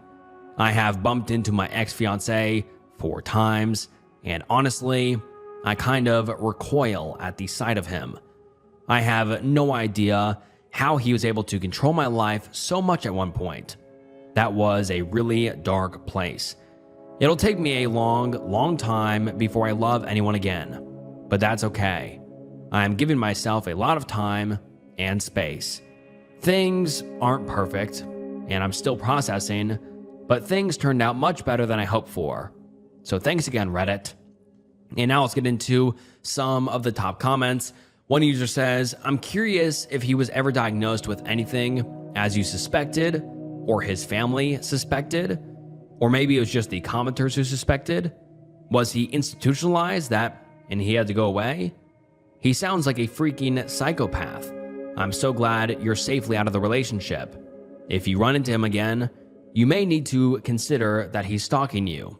And the OP responds and says, well, his parents still enable him and hide him away from the world, so I doubt he will ever be properly diagnosed or get better. From what I've seen, creeping on his social media profiles, his thoughts and beliefs have become more outlandish and strange. And no, he has not been institutionalized. He was just ignoring me, like an a-hole. My new boyfriend lives 4 blocks from his house, so seeing him may be unavoidable. And another commenter says, wow, this was a major red flag controlling jerk she was with. Antidepressants likened to booger sugar? What a devious creep. So glad she got away. I want to know more about the healing retreat in the jungle out of cell range. That sounds glorious. And the OP responds and says, hi, I went to an ayahuasca retreat in Peru, out of cell range and eating a no salt / spice / red meat / alcohol / caffeine diet. And then we don't hear from the OP for over 4 years. And then 4 years later, the OP comes back with a final update. And let's get into it. Hey Reddit, 5 years ago I posted about my extremely toxic fiance here. I almost forgot about the whole ordeal, but I started thinking about it because I'm engaged. It took a lot of trial and error, but I'm a lot happier. When I think of my ex-fiance, I'm honestly shocked that I couldn't imagine that life would be good again. So dramatic. It's been a wild 5 years, but I moved to New York, went back to school, and I went back on medication. I did find love again, except this time, my fiance supports and encourages me to grow, and understands that I'm stubborn about my independence, hence why it took 6 months for me to leave a toothbrush at his place. Anyway, I've learned that love is about understanding and respect, which is not something I thought I deserved when I first posted. So thanks again, Reddit. OP comes home from month-long trip to find her roommate has switched their rooms. Turns out roomie's abusive boyfriend forcefully moved himself in and made the switch. Hi there. I'm writing this on a throwaway because, to be honest, I never thought I'd need to post here, but what can you do? So I moved into this flat about 8 months ago. I met Lana online on a roommate website, and we clicked well. She's a bit younger, but seemed mature. We quickly agreed to be roommates. Both of us were under time constraints to find a place to live, but have got on really well so far. Up until this. Our flat is a 2-bedroom, and to be frank, my room is clearly the better one. It's bigger and has built-in wardrobes. When looking for the flat, I found the place first on my own and put down a deposit to take it off the market while I found another roommate. The flat was perfect, cheap rent, and my aunt manages the property, so I was keen to snap it up before anyone else did. The area it's in is popular, so I wasn't really worried about not finding someone to room with. Because of the above, and that I was there first, I took the bigger room, naturally. When showing potential roommates, including Lana around, I was sure to show the smaller room and say, this would be your room. We moved in about 8 months ago, and it's been happy families. Never heard Lana complain about a room because I have about 6 times the wardrobe space that she does. I told her she's welcome to store her off-season clothes in there, or whatever she wants to store, as long as she's not popping in every morning to get dressed. She was happy with this. Just over a month ago, I went traveling. Now, I'm not the biggest fan of having people in my room, but I told Lana if she had someone stay, her sister, friends from home, that they could sleep in my bed. She said thanks. And as she's been such a great roommate and rarely has guests except her boyfriend, I didn't worry at all. I came back yesterday. I was exhausted from the flight and traveling, and just wanted to shower and sleep. As I walked in, Lana was in the living room with her boyfriend. We said hello and hugged, had a very quick catch up, blah, blah, blah, blah, blah. Then I dragged my suitcase to my room, opened the door, and found it full of stuff that was not mine. I kinda yelled, WTF, and briefly thought I was so jet lagged I was confused, and opened the door to Lana's room and saw all my stuff. I walked into the living room and asked Lana what was going on, and she said, "Oh, sorry, I forgot to mention. We put my stuff in your room just because it's bigger, and you weren't here, and you said I could use it." I was honestly so tired I could have passed out then, so I probably wasn't in the best state, and told her to move it all back immediately. She said they were in the middle of making dinner, and I looked so tired, so I should have slept.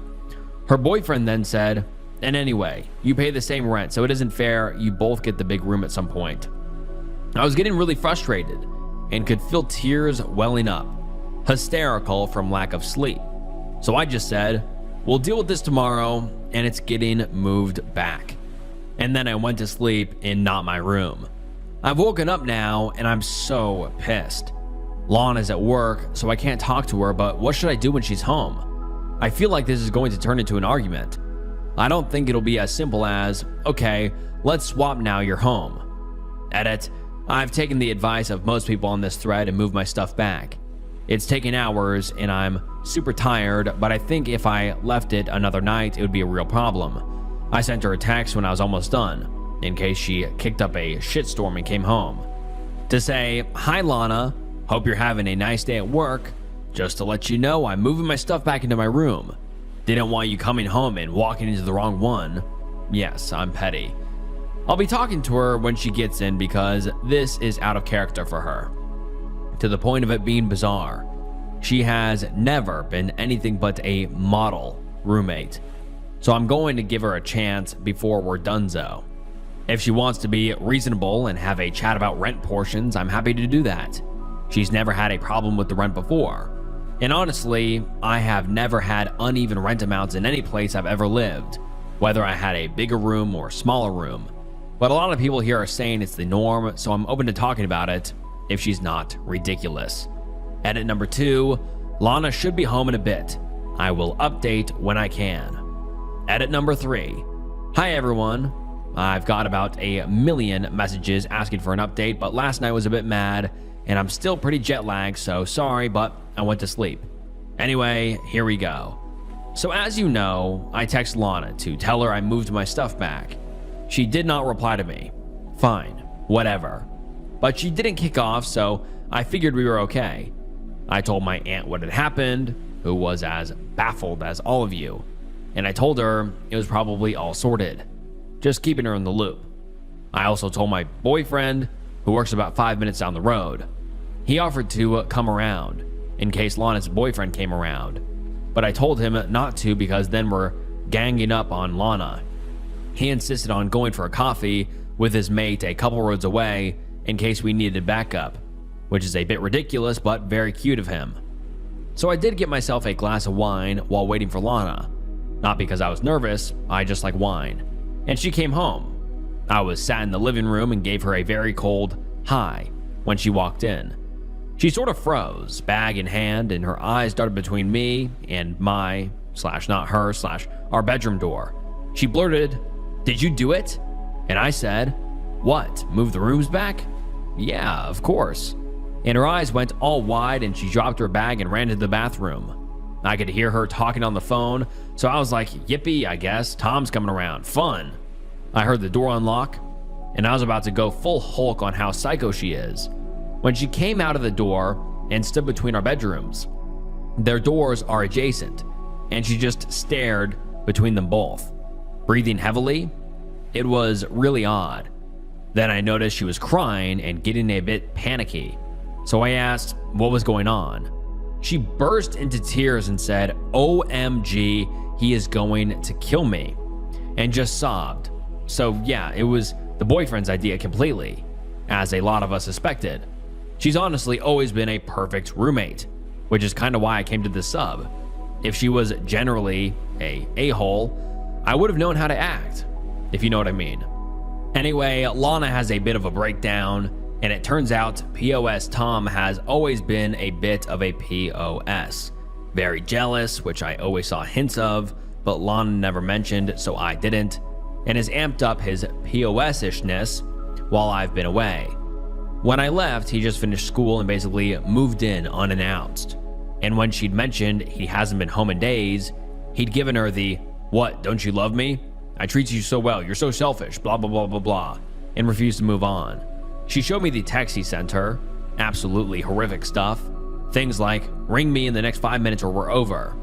"Send me a picture of you at your desk with something showing today's date so I know you're at work." Just abusive stuff. Onto the room.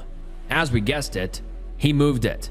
He did it while she was at work, which is actually a bit gross thinking of him going through my stuff, and I'm considering somehow implying I have crabs or something he could catch just to make him squirm a bit, but I'll work on it. Lana came home and said, "What are you doing?" He made it out was just temporary and that I wouldn't mind. Such a gentleman speaking on my behalf. And he would move it back, and he was doing to her and she was so selfish, etc. When it got a few days before I came back, Lana suggested moving it back, and he completely denied he said that and told her it was her idea to move it, and he only did what she told him, but it's staying now or she'd be sorry. So basically, Tom is horrible, and Lana sobbed and apologized and cried, and I fed her wine. She didn't want to see Tom, who obviously assumed he lived there now, so I text him from her phone saying our landlady, my aunt, was coming round for an inspection and staying for dinner after with my family, and he couldn't come over tonight. He sent a lot of begging, whiny texts, and then went on the offensive and called Lana a liar. So I rang my aunt, explained everything, and had her write us a fake landlord email mentioning the visit and how she was looking forward to fajitas, because she's an absolute babe and I make good packet fajitas, which we forwarded on to Tom. He left her alone for the rest of the night, apart from a few texts. I'm not entirely sure what we do about Tom. Lana sounds like she wants to break up, judging from her crying and screaming, "I hate him, I hate him, I hate him," into her whine. I think she's scared to, though. I checked with her, and he doesn't have a key, so that's a relief. I've told my aunt everything, and she said she is happy to ban him from the flat, but Lana would need to break up with him first and get all that sorted. Thanks everyone for the advice. I know it wasn't the most popcorny update, but hopefully Lana will be okay. And we're going to be doing some girly stuff this week and avoiding Tom. And yeah, God knows what will happen. And now let's get into some of the top comments. One user says, "Oh my God, this is a new, different level of abusive POS. OP, I recommend you call the cops and ask them what you should do regarding Tom, given his behavior and such that he might just turn up and demand entry or force his way in. Also, with regards to Lana, suggest you go to a therapist to talk through what happened. She needs it, I think. She's been in an abusive relationship. Number 2, tell her to send Tom a message saying they are over and that she's blocking him on everything, and then block him on everything and or get a new number, and that if he comes near her, she's going to the cops, and then if he does, go to the cops. Also, get your aunt to officially say that he's not allowed in the apartment. That way, if the police can't do anything beforehand, you would be able to at least try to get him on trespassing charges when he, eventually given his boundary stomping behavior, turns up at the apartment. Edit to add. Also, OP, given Tom is an abusive POS, you and Lana should go through the apartment and specifically look for hidden cameras. Also, if you left any electronic devices, laptops, tablets, wipe them, reformat and reinstall operating systems. If you had any accounts auto-logged in on these devices, change all the passwords and put on two-factor authentication immediately. And now let's get into the next update, which was posted a few weeks later. And this reads as follows. Hi everyone, it's been a busy month since my last post, and I logged back into this account out of curiosity and saw quite a few people messaging me requesting an update. So here we are. Sorry it took so long, but things have calmed down now. So shortly after my last post, Lana broke up with Tom. She was quite scared to do it because he's a psycho, and it took 2 weeks between the last post and the actual breakup. During that time, she didn't let him come around or see her. Luckily, she remembered that Tom had never had chickenpox as a kid, so we pretended my nephew had caught chickenpox and had to stay with us because my brother's wife had never had it and couldn't risk getting shingles. It worked luckily, and he stayed away. She told her family and close friends about what he'd been like, in case he contacted them to get in touch with her and lied about what happened, and then texted him saying she wanted to break up. Well, he blew the F up, called her every name under the sun, switched back to apologizing and saying she was the love of his life, then said she'd never find someone like him, then he would die without her, then he wanted to kill her, then they were soulmates. It was insane. He started messaging me too, telling me I was an evil bitch who had ruined his perfect wife. LOL, okay then. And as predicted, her family and friends got messages too. We both turned our phones off to ignore it and just watched TV. Later, I briefly switched mine on, where I had a lot of messages from my friends telling me to block some guy on social media. It was Tom calling me every imaginative combination of the C word he could think of all over my public Instagram. There were even a few racial slurs, which was odd because we're both white, but okay. Lana had already blocked him on everything, but silly me forgot to make my Instagram private. The next day, he rang Lana's office. She was so embarrassed, it was awful. To tell her he was driving down to our flat, she rang me, and I rang my aunt, who you remember manages the property, who told us it was time to call the police. We filed a report about Tom, and they said to update us on the situation. In the UK, you need to go to the court to actually get a restraining order, so we haven't as such, but the evidence is all there and documented if we need to go that far. The police rang Tom at our request, told him they'd seen the messages and to turn his car around because if he turned up at our door, he would be arrested. Police officers here are amazing, can I just say. Tom managed to crap himself hard enough to not show up after that. So we were fine for a week. Then the post came. Tom started sending letters, threats, and soppy I love you shit, flowers, then a pizza that we had to pay for. We were actually hungry, so we ate it. He signed us up to a magazine subscription. It was bizarre. We went to the police again. They filed everything, but Lana didn't want to go to court. I don't blame her. She was incredibly stressed by the whole thing. So 2 weeks ago, I took my aunt and mother out to dinner. I told them both about the situation, and my goddess of an aunt had an idea. She manages about 30 properties, not just the one we live at, as had a few that were unoccupied now with school finishing. She told me she would show us around all the 2 bedrooms she had, and we could live in any of them for the same rent we pay now, and just transfer over our deposit/fees as long as there were no damages to deduct, and we helped do a deep clean to get it ready for the next tenant.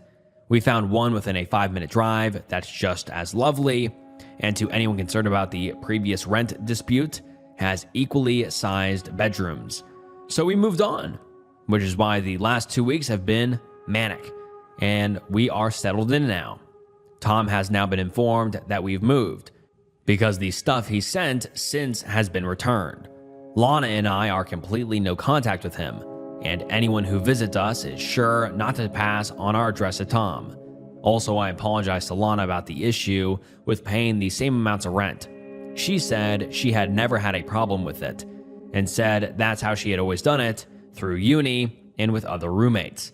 She refused to take any money from me, but I've decided I will be funding the weekly flat wine sessions for the future. It's been a long month, and even though my traveling tan has faded, things are great now. Thanks for all your advice before, guys, even the ones I didn't agree with, and let's all pray to baby Jesus that I have a calmer living situation from now on. And now let's get into some of the top comments. One user says, wow, what a fantastic outcome for everyone involved. I mean, obviously trauma from Tom's idiocy and harassment, but now that that guy is on police notice, you and Lana have a nice new flat with equal footing.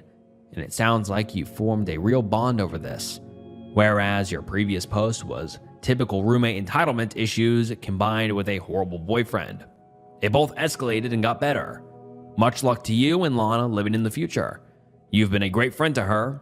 Your aunt definitely deserves some good wine sessions too. And this was the last update we have ever received from the OP.